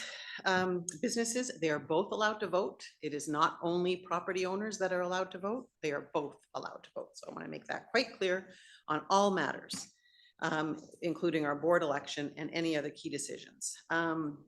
It was also noted that many of our board members are property owners. We don't have any of our board members that are property owners that have a property in Ambleside that would be affected by the LAP. They questioned the purpose of our organization. The ADBIA's primary mandate is to support and enhance the vitality of our local business district, promote the economic development and community vibrancy. And they asked about a conflict of interest. All board members are required to declare any potential conflicts of interest and to recuse themselves, which they have all done anytime it's come up. And they asked about my role as executive director to the point that there is public alienation. And to be honest, I was a little confused by that comment. I've always been very open and approachable. So my role as the executive director is to carry out the mandate of the ADBIA, which is set by the board through strategic planning and membership input. So while we focus on the business community, we work closely with the general public to build a vibrant and welcoming and inclusive neighborhood. And public input helps us to ensure that, and that we reflect that in the needs and aspirations of everyone who likes to come to Ambleside and Dundee. So whoever wrote the letter, if they have any other concerns, they are welcome to reach out to me directly. Thank you, Ms. O'Brien. Thanks for those clarifications. Could I have a motion to adjourn, Councillor Cassidy? Yes, recommend that the June 8th, 2025 regular council meeting be adjourned. June 9th, Oh, seconded June by 9th, what did I say? June 8th. Oh. I'll call a question. All in favor? Contrary, carried. Thanks very much for joining us this evening.